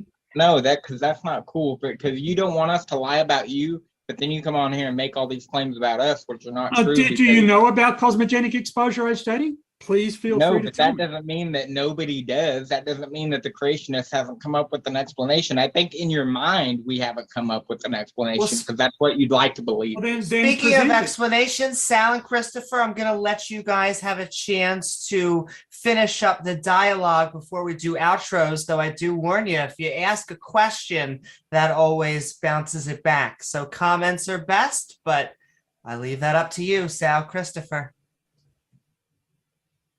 So I'll just go first real quick and I'll let you finish out. So you're saying that we at the beginning of your presentation that we weren't basically qualified to talk on the subject. This is for fun, and that's true. You know that we're not qualified as geochronologists like yourself. You may be qualified, but me and Sal maybe not. We don't really need to be qualified though. We just need to go to the experts and see what they say. And there are many creationist geochronologists. So that's not a valid argument to appeal to those who have credentials. When there are those who have credentials that you disagree with, the entire peer-reviewed process is just a whole bunch of people who disagree with each other. So it's junk science until you can prove it basically, by something you can observe, by something everybody can repeat and test. Otherwise, it's just forensic theoretics, We don't just have isolated examples of the Earth not being millions of years old or being restricted to at least 100,000. Most of the ways that you can calculate an age for the Earth, prove that the Earth is young. Okay, it's not like we only have one or two examples. They all show that the Earth is young. So ice core samples, the shifting of the atmosphere back in those days, that's fine, but that doesn't prove, that there wasn't a global flood, which could have produced those results in the ice core to change the levels of the atmosphere. But Sal, you can go now. I pointed out a single ugly fact can destroy a beautiful theory. The chemical dates are still problematic, and you're trying, PhD Tony and others trying to write it off. I'm sorry, that's not good science. It's very difficult for you guys to just say, this is a problem. I have shown that I said something is problematic for my theory, and I don't feel that that was reciprocated, and I'm sorry, I have to say that I don't regard this lack of skepticism as speaking well. It sounds to me like you're closing your mind to alternative viewpoints, and I've tried to give you data. And if you want to disregard the problem chemical dates, that's up to you. But if I were a scientist, I would be concerned. The cosmogenic dating, I know nothing about it. I thank you for pointing it out, and that would be worth something looking into. But if you wonder why I think the Earth is still young, those chemical dates are really problematic for any sort of dating, and it's challenging radiometric dating. There's going to be a resolution of this, I hope, at some point, and we'll find out the mechanisms. I've already given mechanisms that can change nuclear structure outside of nuclear decay, even starting with photonuclear processes. There's just a lot we don't know, and we're going in on assumptions. And it's okay if you want to go by the mainstream, but I've given you data points to consider. So I appreciate you telling me about that. But you can keep confronting me with how to explain this or that. I'll keep coming back and say, explain the chemical dates. I'll keep coming back to the same facts. You can't, just because of the volume of questions you have for me, doesn't minimize the magnitude of the problem I'm trying to present. You have this going through all the fossil layers, lots of it. It's testable. And so I think on both sides, we could put forth arguments that are problematic for both. Trying to assume that it's a done deal is probably not healthy. I've given you points. If you want to keep insisting, that's fine. But I do appreciate that PhD Tony was willing to receive Jake Hubert's papers and writings on the Milankovitch cycle. He's very critical of it. He thinks he's falsified it, and I'm appreciative that you'd be willing to give him a fair hearing. He's not obviously respected by the current mainstream, but he certainly has achieved the academic attainment to at least, I think, be heard, and I thank you for that. So that's all I have to say. Woo-hoo. Thank you so very much, Sal. And with that, it's going to conclude our open dialogue. In a second, we are going to start our Q&A round. So keep on tagging me in chat at Amy Newman, or send in those super chats to give you priority. But I am going to hand it over to the negative side to tell us your final thoughts on the subject and what you got going on. After you, TJump. Sure. I think that was not very productive, but okay. Il Hager wants me to say just Joshua for some reason. I don't know why. I'll go with that, and I'll hand it over to Tony. Okay, so again, I did point out that if you're not an expert, one of the ways you can tell junk science from real science is whether or not it has practical applications. And geochronology does have practical applications. It is used in industry. It is used in mineral exploration. It is used to get us the stuff that goes into our batteries, our cars, our planes. Our economy depends, as it stands, on the accuracy and reliability of geochronological techniques. So to come up and to suggest that some problem in a completely different scientific field utterly invalidates radiometric dating is faulty logic. If there's some problem with cellular dating or biological dating, that's their problem. That's not the problem. That's not a problem with geochronology, because geochronology demonstrably works. It helps us locate mineral-bearing deposits, and it does it every single day. It is the basis on which the modern economy works. Okay, I'm not overstating it. Reality, our economic reality is dependent on the accuracy of geochronology.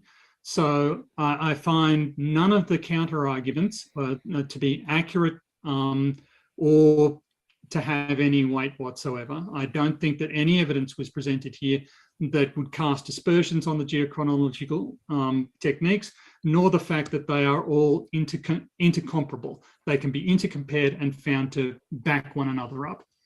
Anyway, that's the end of my rant. Woo-hoo. Thank you so very much, the negative side. And I'm going to hand it over to the affirmative. What are your final thoughts and what you got going on? I thought that's what we just did. Yeah, me So- too. I thought that was their ending. So I'll be honest, that was supposed to be the wrap up on the dialogue. But if you want, if that was your final thought on the topic, then Sal and Christopher, what do you have going on in the interwebs? And if not, we'll just move on to the Q&A. No, I have something to say. I just pointed out, right when I pointed out a professional geologist who's a young Earth creationist was Tim Clary.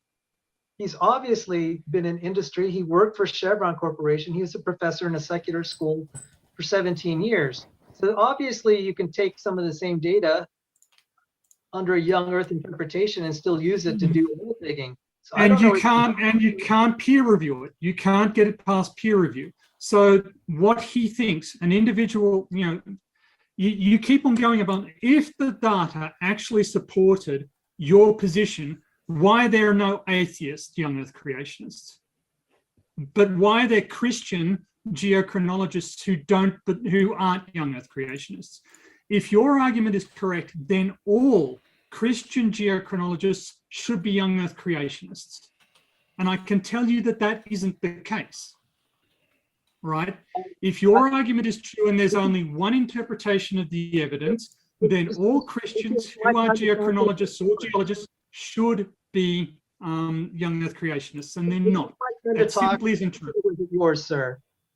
Was this my time to talk, or was it yours? Are you going to interrupt me? I was pointing out Tim Clary was a professional geologist. You're saying that it depended on this old Earth interpretation. Why was he successful when he didn't believe it or accept it? So, I mean, it'd be worth having a conversation with him why he was being able to be effective. So I think your whole premise the economy depended on it. Careful of asking questions, because that necessitates that give him over to an answer. So I will. I'm going to focus the laser. That was a rhetorical question. So, okay, maybe I'll try to follow your lead there, Amy. Okay, so I would just say then, rather than use rhetorical questions, I'll just make assertions. I think that falsified your premise that it's absolutely useful. You can actually approach it from a different perspective and also get results. That means it's not really as dependent. The economy is not quite as dependent on this old Earth view as you claim. That's proof positive of someone who succeeded. And there are other geologists that are that are like Tim Clary. So, that is a counterexample. Okay, thank you so very much, Sal. And then Christopher, just want to ask the same question. Can we find you anywhere out there, anywhere on the interwebs? Just Christopher Sylvius. You can find me on YouTube, and then I have a group on Facebook. It's called Young Earth Creation. I'm also on Instagram, Twitter, and yeah. It's a pleasure to be here. Woohoo! All right, with that, we are going to move into our Q&A section. This is your chance to send in your questions to any or all of our debaters. Super chats will get your questions sent to the front of the line. However, we will try to get as many in about the 35 minutes by sending your chat at Amy Newman. Though I do want to thank our interlocutors, PhD Tony, TJump, Christopher, and Sal. Woo-hoo. And to remind you that all of their channel links are in the description below. If you enjoy the show, please don't forget to like and subscribe. Plus, if you're looking for even more fun after the show, come find us for after shows and more at the MDD Discord. But with that, let the fun begin. A $4.99 super chat from Nate the lawyer. Shout out to TJump, the debate king. Oh, got a fan out there. Yeah, thanks, Nate. Nate is awesome. Nate has an awesome YouTube channel. You should definitely check it out. It's much bigger than mine. It's bigger than modern day debate. He really took off. He's doing great. Woo-hoo. Well, he's in fact sending in another one. We are sending so much in to Nate for another $5. PhD Tony is too. Long time no see. Oh my. Hi, Nate the lawyer. Thought you'd forgotten about me. A member for 7 months sending in their extra juicy saying, MDD, I'm going to try and hang around, but will be tough. Eddie just sent in so much love. Another fantastic podcast, the Brute Facts podcast. And we're moving along. $5 super chat from Bitter Truth. To believers, do you think, I'm going to assume, the creator who created the universe doesn't know the autonomy, which is clearly telling us it's human made? I'm sorry, I don't quite understand the question. Thank you for the super chat and the question. And let me try one more time. To believers, do you think creator who create this universe doesn't know the anatomy, which is clearly telling us it's human made? I'm guessing he's referring to some problem in the Bible with human anatomy.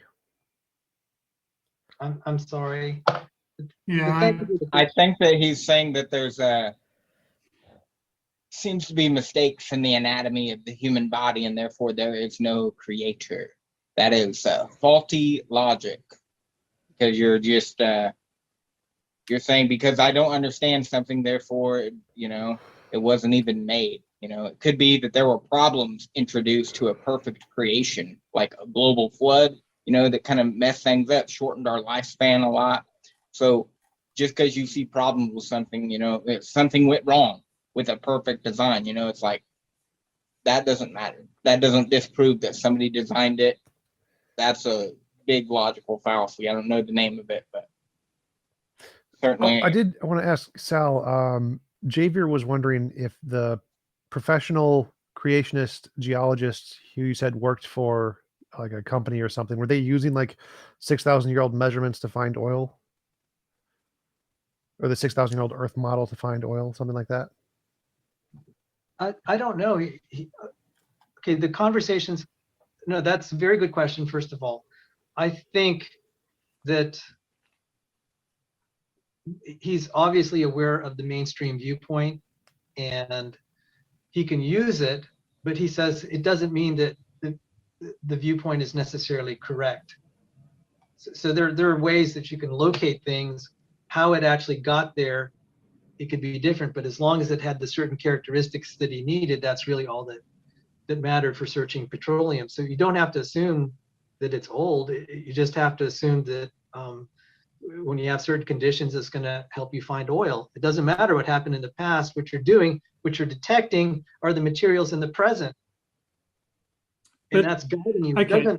It doesn't matter how it got there, because what you're exploring oil, you're exploring it in the present. You're throwing a model on there of how it may have evolved in the past.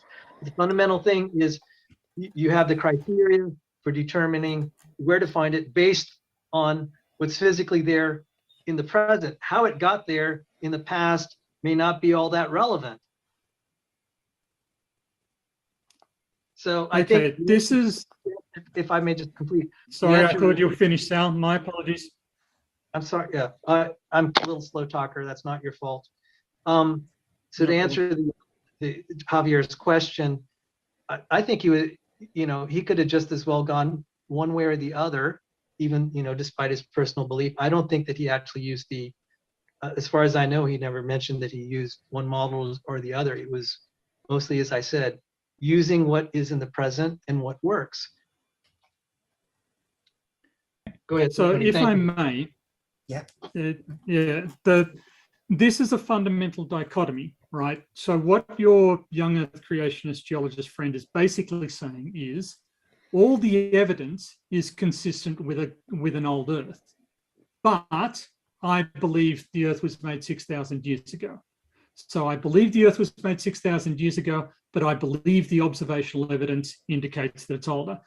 And that is a perfectly valid religious position, okay?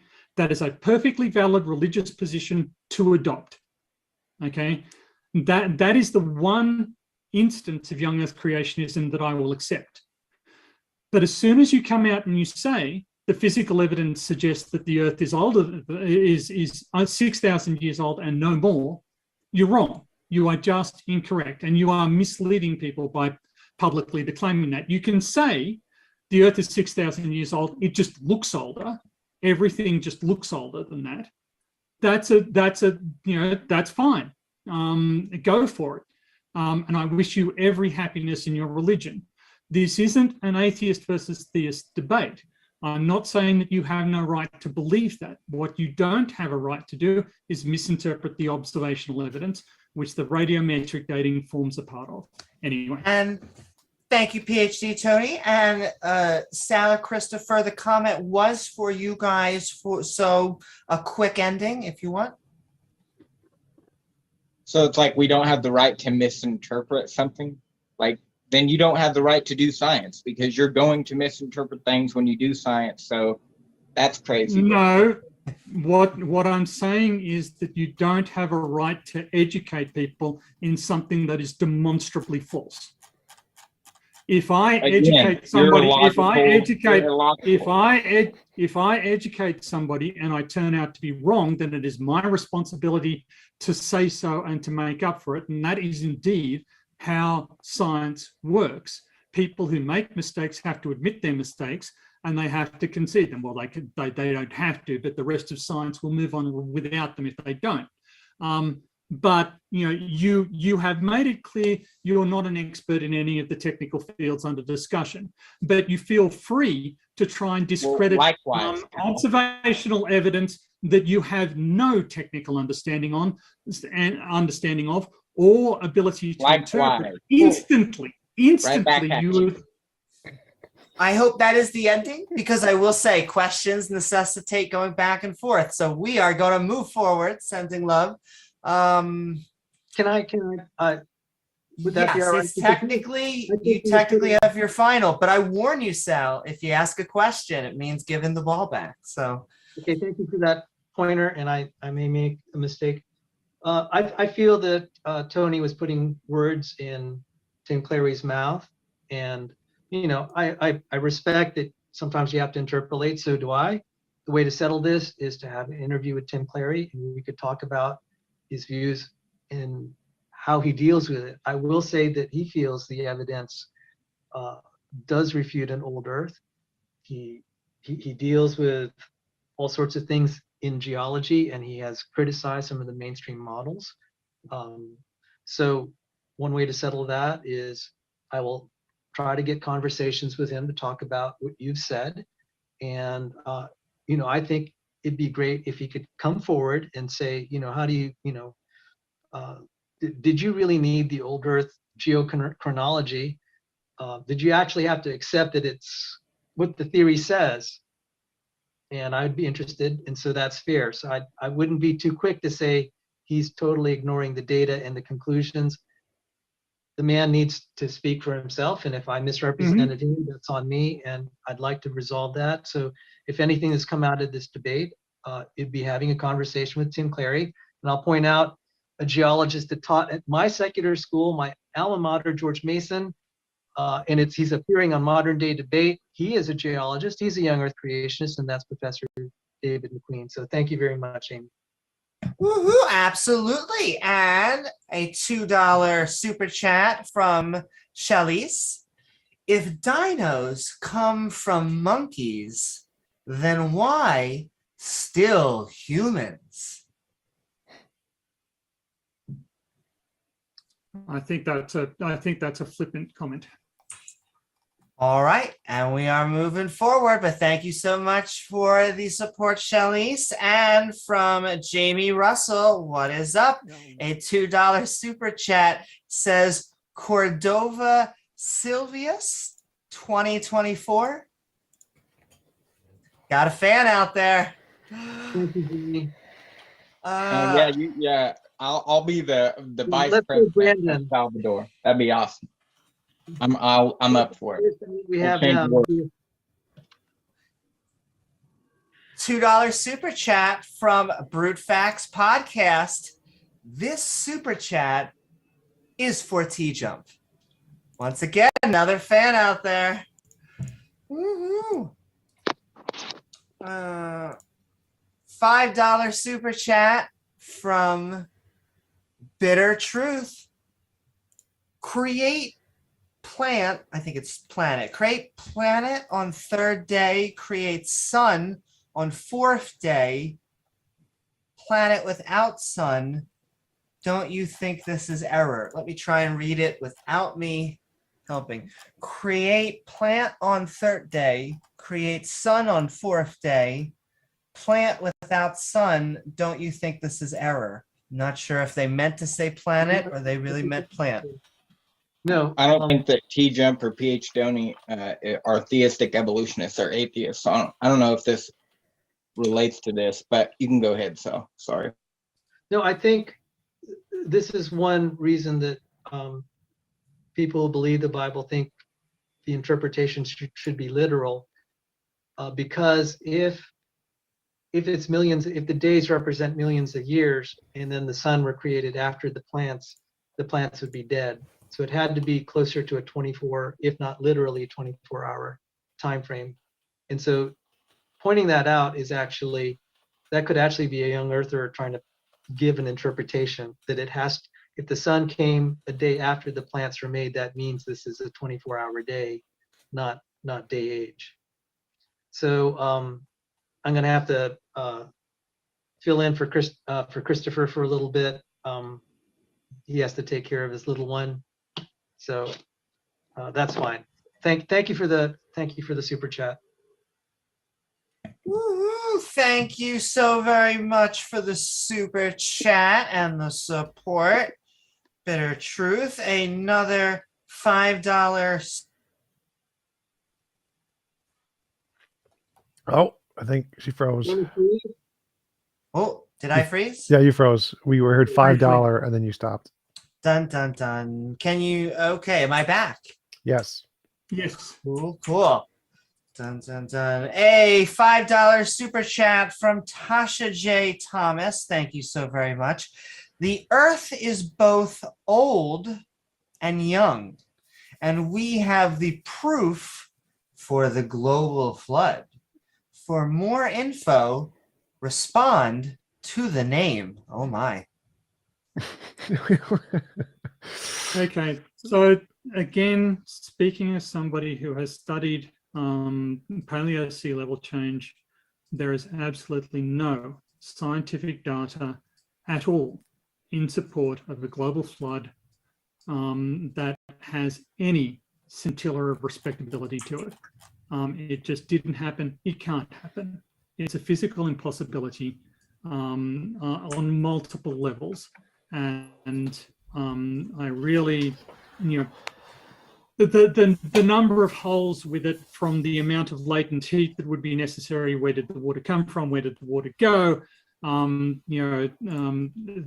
you have ice sheets existing while there's water? The water will, the ice floats on water. You're not going to have ice in contact with the ground.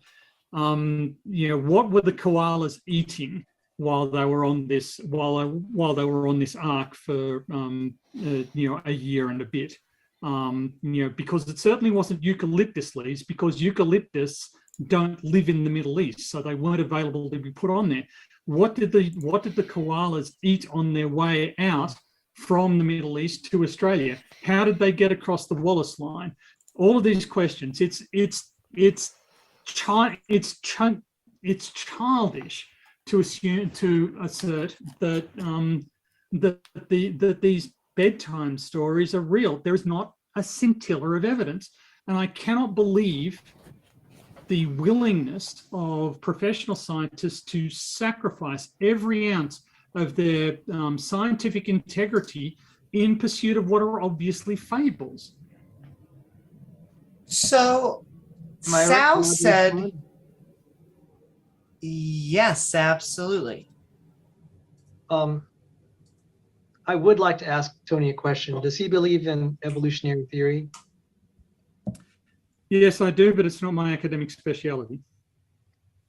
To me, you're believing in fables, and so your incredulity toward us, I feel the same toward you.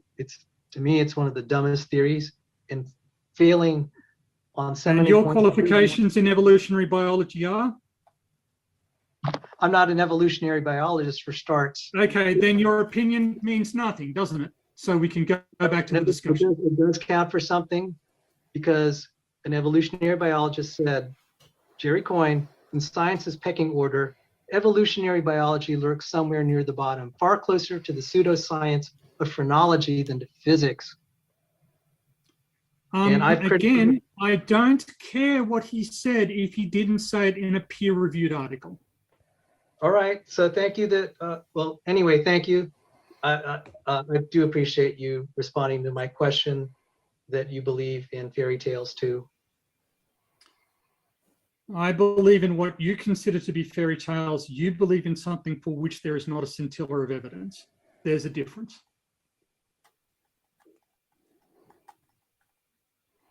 And moving forward, thank you so very much, Tasa J. But a $2 super chat from Travis. Does teenage hallucinogen beat peer review? Let me say that again. Does teenage hallucinogen beat peer review? That's more of like a personal attack on Sal, I think. So then I'll send it over to Sal. Seems like it's getting spicy. I didn't understand the chat, so thank you for the money. We're sending so much love, Travis. And if you would like, tag me if it was not clear enough, and I will resend the chat. But thank you so very much for the support, Travis. Well, I think it was in reference to Sal has told, I think, people that he had an experience of Jesus when he was a teenager or something, and that's saying it was like a hallucination and that needs to be peer reviewed or something. I would like to say that sorry, Sal, I just want to say, I think that it's unfair to attack somebody's religious experience as a hallucination. I think that that's a bit raw, right? We're and this is why I think that setting this up as atheism versus theism, there are plenty of Christians who believe the evidence for an old earth. Being a Christian is not a hallucination, and I think that it's sort of it's poisoning the well to characterize it that way. Sorry, Sal, I shouldn't have cut you off. No, thank you. Much appreciated what you just said, sir. Thank you. Ooh, thank you so very much. Also, Sal, this will seem random. Is it frozen on your end? If not, I see No. everyone fine. you see everyone fine? If you All can, right. you can hear me. It could be that because Christopher Sylvius dropped out. And That may be. everything- All right. Well, Just- we're sending love because we can hear you just fine. What I'm going to do is tee up another $5 super chat from Bitter Truth. At the first, God made heaven and the earth. Well, there was no earth in the beginning of the universe creation. This is, of course, scientific error.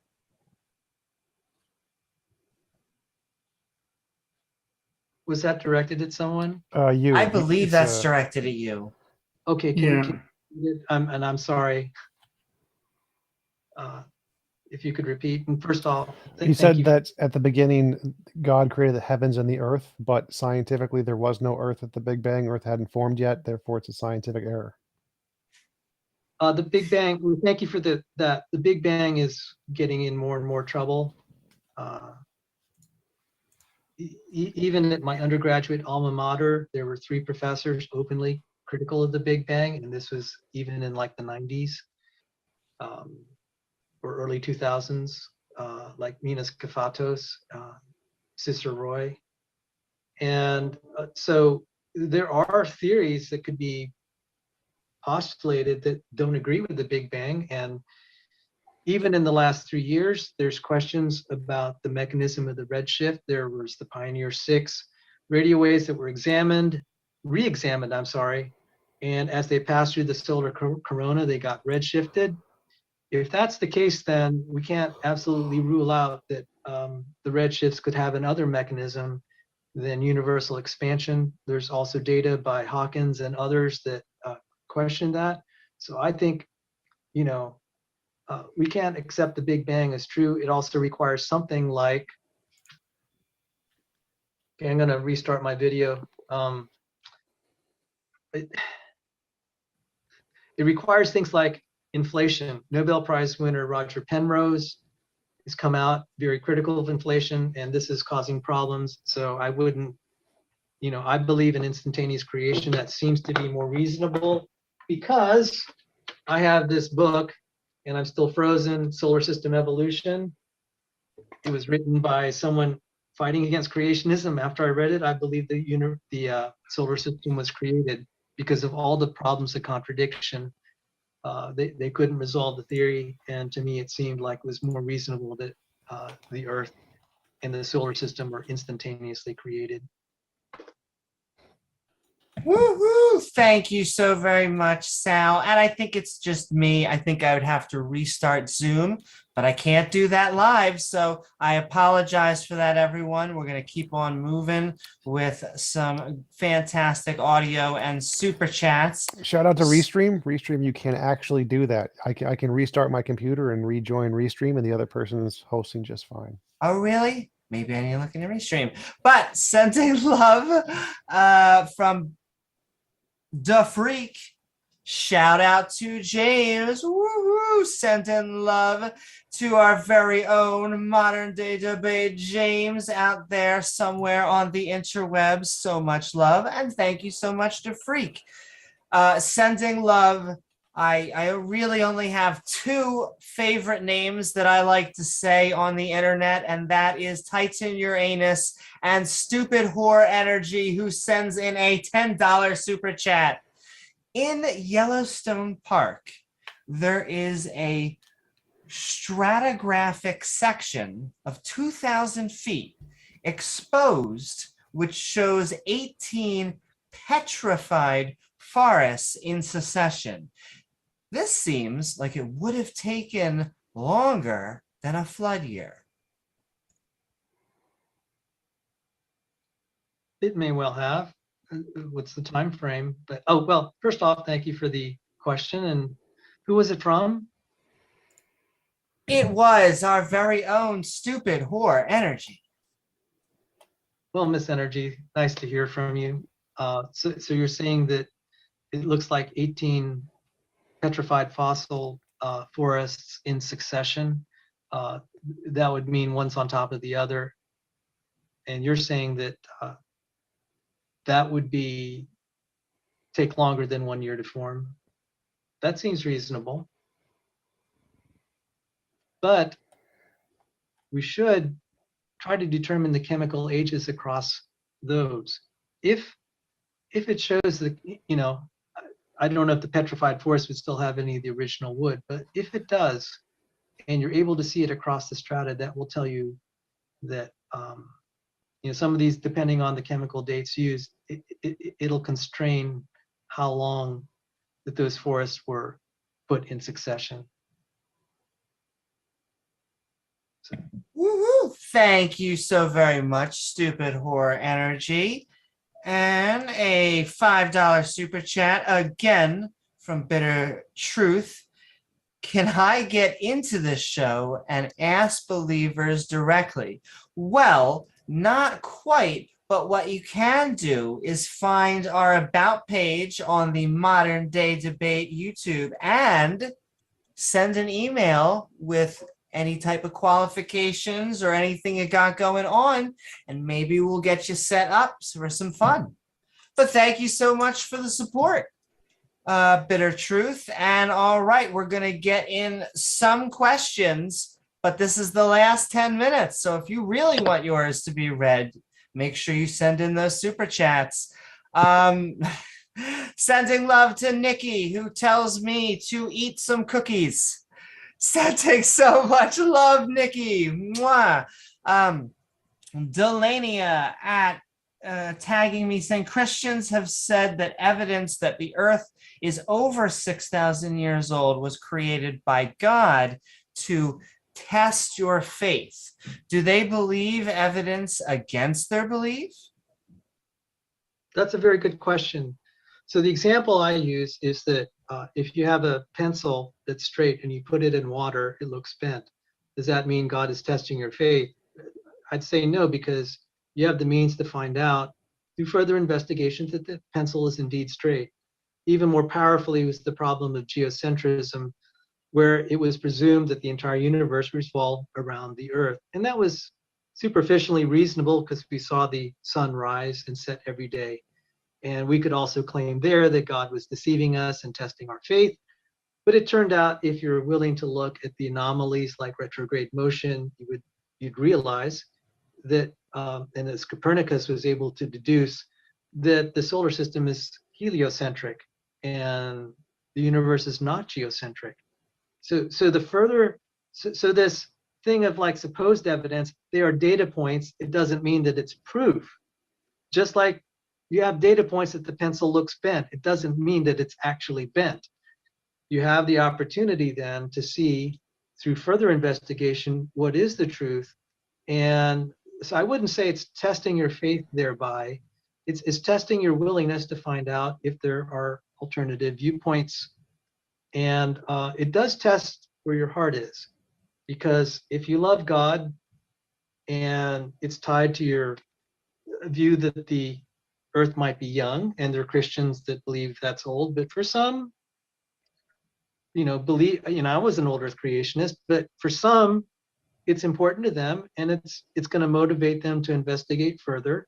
And maybe the evidence, like that bent pencil or with geocentrism, on further investigation, you'll realize that it's a different answer, and it was only superficially looking one way, when in fact it was the other.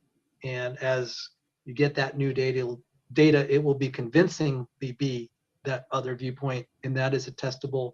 That's more of a qualitative prediction for young earth creationism. I think the data will eventually be vindicating that viewpoint. I've given some of the anomalies that I stated, such as the chemical dates, and a testable prediction is also the decay of the magnetic field. I may not be around to see that prediction come true.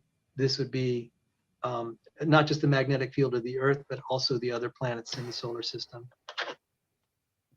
Woo-hoo. Thank you so very much. Another super chat from the fabulous Stupid Whore Energy, $10. But you see the problem, right, Sal? Each forest shows mature trees before being wiped out with lava. And the lava had to become soil before the next forest could grow. Oh my, Stupid Whore, back for more. Thank you for the super chat.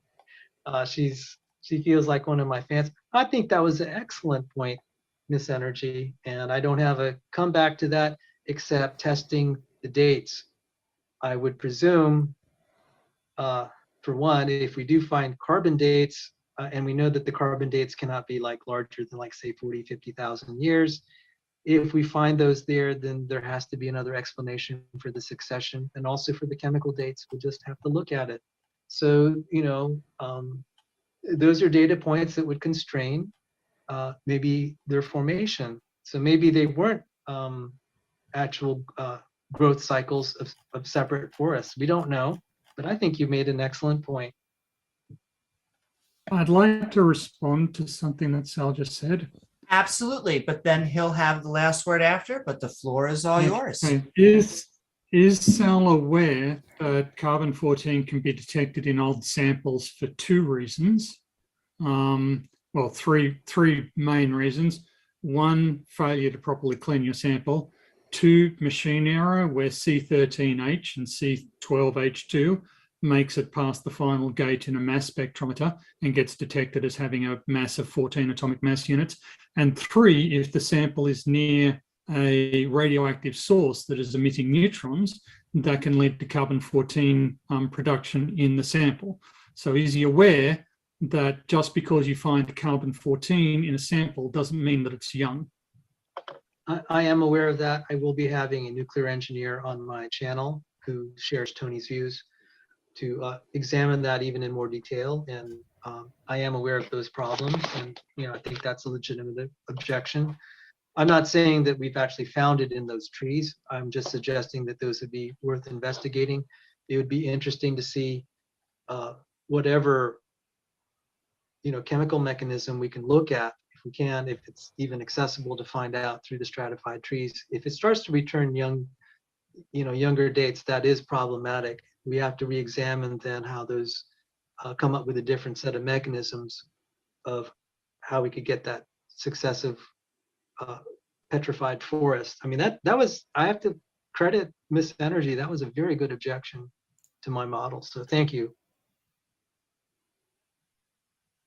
Woohoo! Thank you so very much, Stupid Horror Energy. And another question or some love coming in from Mr. E-Man, $5. Why does science have a consensus and religion does not have a consensus?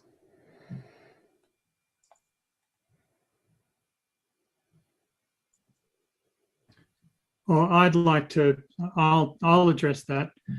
And this comes back to the point that I was making earlier. If the state of the evidence was, as Sal and Christopher maintain, then all Christian scientists, all Christians who are professional scientists, would come to the same conclusion as Sal and Christopher. They don't, because that is actually not the state of the evidence. No, that's actually not why. It's because they're biased and they're controlled. There's a couple of reasons, but it's definitely not because of the evidence. Okay. So I mentioned this earlier, but when you come up and you start lying about other people, you are breaking your own religious injunctions. Kindly do not do it. You were lying about me by saying what you just said, so I didn't even mention you in what I was saying. So how did I lie about you? Well, my company, me and Sal here, about how we, what you just said. What lie did I say? Well, oh my God. Help me out here, Sal, because I can't remember what he just said. My brain is not functioning right now. Well, in a second, I'm going to help both of you guys out and go on to the next question. Unless you want to say something. Yes, I did want to say something relevant to the question that was posed. There are many different religions because of the uncertainty. People tend to fill in the ideas with faith. Whereas for operational science, like say electromagnetic theory, geometric optics, there's consensus because you have repeatable experiments. So I'm perfectly fine with, calling that first-rate science. Whenever you can repeat it and predict it and control it, such is the case with applied physics, also known as engineering, or any applied chemistry. With respect to the origins and why Christians disagree, and I disagree with a body of Christians, and I consider them brothers in Christ, about the age of the earth, those are not subject to the same accessibility as experiments we can run in the present day, and we can actually agree on what the outcome was. We're speculating on the past, and therefore I think what we would call origins or historical science, if you would even call it science, is of lower quality. You're going to have a lot more disagreement. Thank you, Sal. And we only got 5 more minutes. So if you want to make sure your burning desire question is asked, make sure to send in those super chats. But we're sending love another $5 super chat. So much love from Bitter Truth. Science based on evidence, but religion based on belief.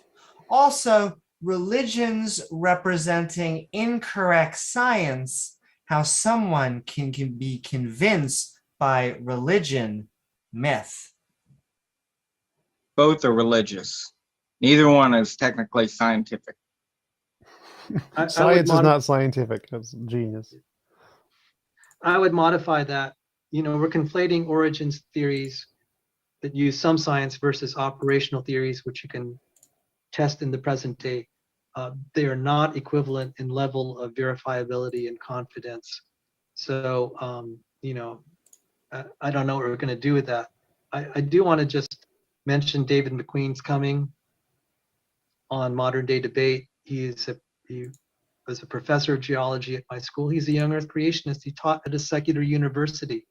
I would be interested to hear how he had succeeded in that, being a young Earth creationist. So I mean, they're young Earth creationists who seem to be able to do geology quite well without having to accept origin theories that can't be directly verified anyway. So anyway, thank you for the point. Yeah, but what verification do you have that the biblical account of creation is correct? Where's your evidence? What about like I eyewitness offered testimonies that come from most ancient cultures all around the world that all talk about how a flood happened? What about those people? So that would be explained by large-scale sea level rise following the last glacial cycle. Sea level rise one by way to look at it. 120. Sea level rise by 120 meters between 18,000 and 9,000 years ago. This displaced pretty much every coastal dwelling population on the face of the planet, and they remembered it. It's not that hard to explain. Well, neither is a lot of your arguments that you're saying that we don't have an explanation for. It's not like they're hard to explain, it's just like you think because you have all these arguments, you're somehow right automatically. Yes, well, you haven't come up with a single valid argument against cosmogenic exposure age dating. The fact that erosion rates don't match up with the ice core data. The fact that the dust content through the ice cores is constant in magnitude, the magnitude and frequency of isotopic changes within the ocean. You haven't explained any of that. What you've thrown out. I did. I actually went through like a whole thing. No, you didn't. No, you didn't. You strung some words together and you pretended to yourself that it made sense. Okay, that is literally what you did. Now you're lying about me. See how you're doing that? No, Hypocrite. I am accurately describing what you did. You did not present a hypothesis that was quantifiable, that was testable, that had any basis in physical reality. So I don't know what you're talking about. No, you didn't. You shouldn't even have a PhD. And just sending love, everyone out there. We're keeping it classy because we only got 3 more questions, and then we are getting out to the after show on the Discord. Sending so much love from Delaney. Old Hebrew, Old Testament, Yom means day, but also can mean unknown period of light, point of time, sunrise to sunset, a year, a long but finite span of time, age, epoch, season. I think, thank you for the comment. I think that's trying to point out that there's not only one interpretation of the Bible that's out there. And one can therefore use that ambiguity to suggest that what they would call, something other than the young Earth creationism.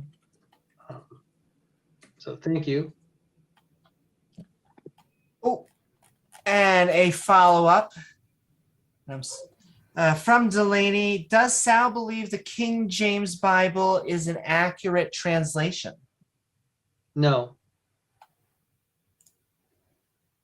But Sylvia says we can disagree there. Yeah, I think it's better than others, like the Living Bible. I think that's like one of the worst of them. So I'd take the King James over the Living Bible. I take translations that aren't KJV and burn them once a year. So maybe you should think about that. But just for the record, I listen to the King James almost every day.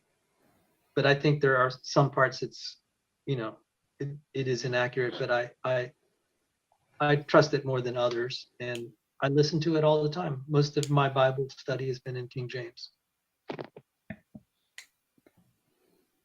From the Mystery Cook, so Noah's flood covered the 7,000 meter high Mount Everest. There isn't enough water in the water to go 100 meters up Mount Everest. oh, Everest didn't exist then, makes sense, checks out, not. The suggestion, I think that's reasonable. What would have to happen is the mountains would have had to risen very quickly and very high. So the waters could cover the earth, and then later the mountains rose through violent tectonic ability, violent tectonic activity. And I do see like Sullivan Mountain that looks, you have all these folded rocks, and to me that looks like that happened quickly and at the time that it was still unlithified. So it's possible. So that would be the resolution that at least the creationist community would suggest, is the mountains rose very quickly afterward, after the flood had covered the earth. Well, he's conceding that, and he's like, oh, we'll check. It doesn't make any sense, blah, blah, blah. But he doesn't realize that there are actually clams on Mount Everest that are in the close positions, indicating that they were buried rapidly. And also whales on the top of mountains, indicating they were buried rapidly. A global flood, that's right. I know it gives you a headache because it's right and you're wrong. That's why. Okay. So now you're just spewing nonsense, and perhaps you should be silent while the adults talk. To address Sal's point, there is no evidence that this is rapid, and your interpretation of what it looks like is literally meaningless because you have zero qualifications in assessing this. The existence of these fossils at elevations is easily explained by the amount of observed uplift that is ongoing as far as tectonic processes are concerned. And we can again correlate the modern rate of spreading with the ancient ages and the radiometrically determined ages of collisions and tectonic events, like the collision of India with the Eurasian plates that created the Himalayas. And you'll claim that there were no mountains. The Great Dividing Range along the east coast of Australia used to be huge, but it is so old that most of it is eroded away. You'll claim that there weren't any mountains is wrong. It's just observably nonsense, right? Literally, you guys have no idea of the amount of evidence globally that disputes simple statements that you just made, right? This claim that all mountains have been formed recently, obviously not. The Great Dividing Range has had the crap eroded out of it. So, you don't get round the basic problems with your scenario by just saying, oh, well, the mountains came up recently. No, we can prove that that didn't happen. We can prove that it's wrong, and we can prove that there were mountains before those mountains. Just all right, why is there clams on Mount Everest? Can you not, and this is a rhetorical question, can you not at least once concede that you don't know what you're talking about? Because every time something is brought up, you've got some seat of the pants, half-baked explanation that has absolutely no factual basis to it. And so there was two questions in there. I'm going to let both of you answer, but then we are going to fly this plane into the end game. I mean, since that question was directed at us, do we get the final word on that one? So well, not only that, but I do believe that Tony was asking you guys a question. So I just told you one evidence of it. And I talked about it looks like there's a bend like in the Sullivan Mountains. It looks like to you, that's not evidence of anything. It is bent. It's plenty of evidence. It's plenty of evidence. So I mean, just if I say you look like a potato to me, is that evidence that you're a potato? I gave evidence that the mountains, he gave evidence. Quickly. You want to ignore it? That's fine. We gave evidence, and you're just saying we're unqualified. That's all right. So this has not happened before to me, where I've seen. Oh, go on, Amy. Thank you. Oh no. What I'll say, actually, Sal, you're going to be the. So finish your thought, and then.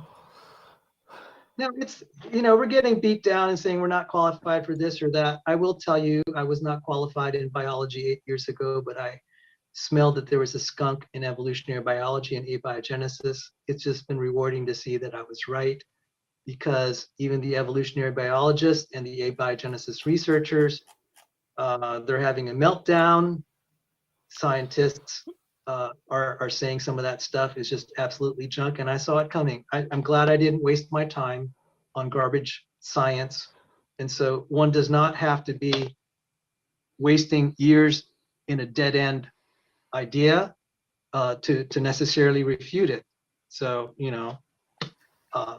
this whole thing of being unqualified, it's like, okay, you can believe that.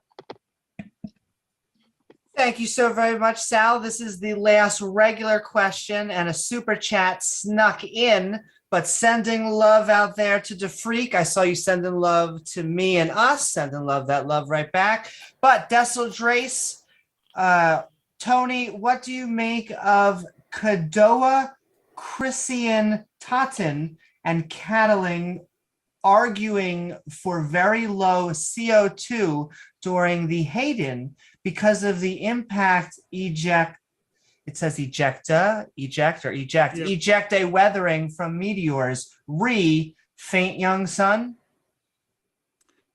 I haven't read that paper, but even if you accept the CO2 levels being low, you do have other atmospheric effects that can lead to warming. For instance, you can have low clouds forming as a result of that. That will also have a greenhouse effect. Sorry, I think it's high clouds. If you've got high clouds, you can get a greenhouse effect trapping heat near Earth's surface. So while there is still some scientific discussion to be had about exactly what was going on in the early atmosphere, the claim that it is a demonstration that the Earth cannot be more than 6,000 years old is demonstrably false. I haven't read that paper, but I will look into it. Thank you for recommending it. Woohoo! Also, Bitter, I see you getting in one more super chat, but this is my warning.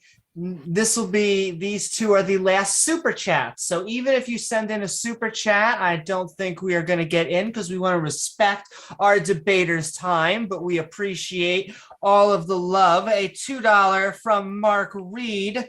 Christopher, so you would burn books?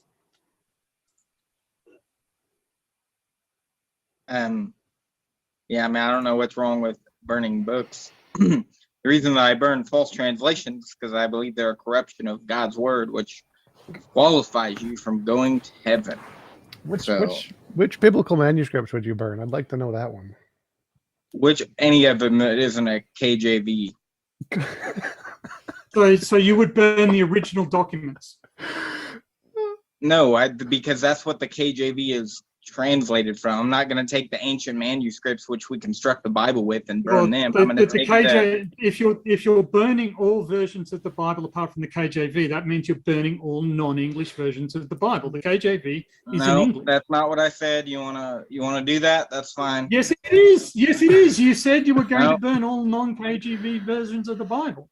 I'm clearly talking about translations that have came out recently, that haven't been in Christian history since the 1600s and beyond, okay? Going back to the early Christians.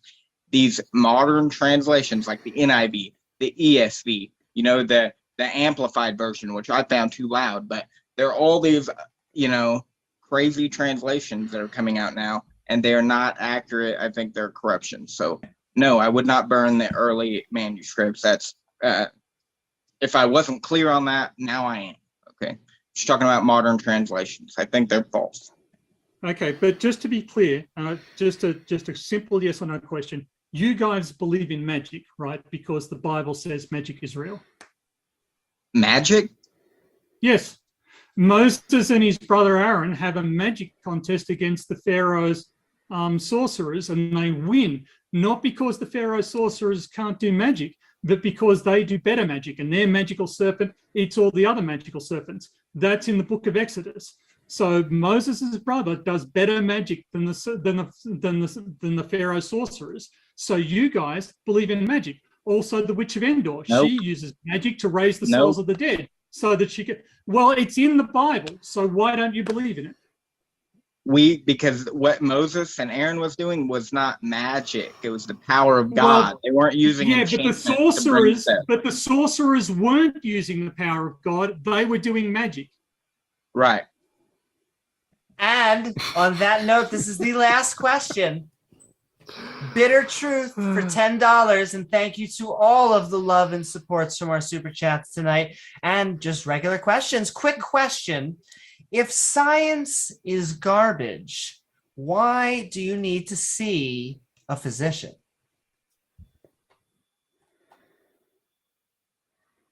I feel like this attack on creationists because we don't believe in science, we believe in magic. That's what they're trying to trying to say here. That's just dumb though. We Christians have been doing science since since before atheists were doing science. We've been doing it just fine for a long time. So stop it. Atheists existed before Christians, bro. This is a serious question. Do you deny that the book of Exodus describes a magic duel between Moses and Aaron and the sorcerers and the Pharaoh sorcerers? Yes, I deny that. Happened? I deny that. It's not magic. No. Do you deny that incident is described in the Bible? That story you're talking about is a battle of magicians, sorcerers versus men of God, which are not doing nothing of their own power or any enchantment whatsoever. So leaving aside what Moses and Aaron were doing, what were the sorcerers doing? Magic. Okay, so you do believe in magic? Okay, yeah, in that sense, yeah, I do believe magic is possible, certainly. Okay, well, and then so you can't really say that we're defaming you by saying you believe in magic. All right, but I don't want to do magic. That's all I'm saying. I'm not pro magic. I'm not for magic. Well, I'm glad we sorted that out before it developed into a controversy. What about you, Sal? Do you believe that magic is described in the Old Testament?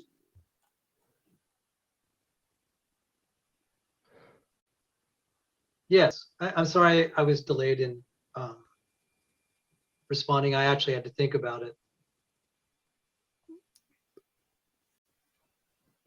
And on that note, I want to send love to all of us out there. I saw Bread of Life actually sneaking in a super chat to send love to Sal. So Sal, you got a fan out there. But we all want to thank you for joining us here on Modern Day Debates.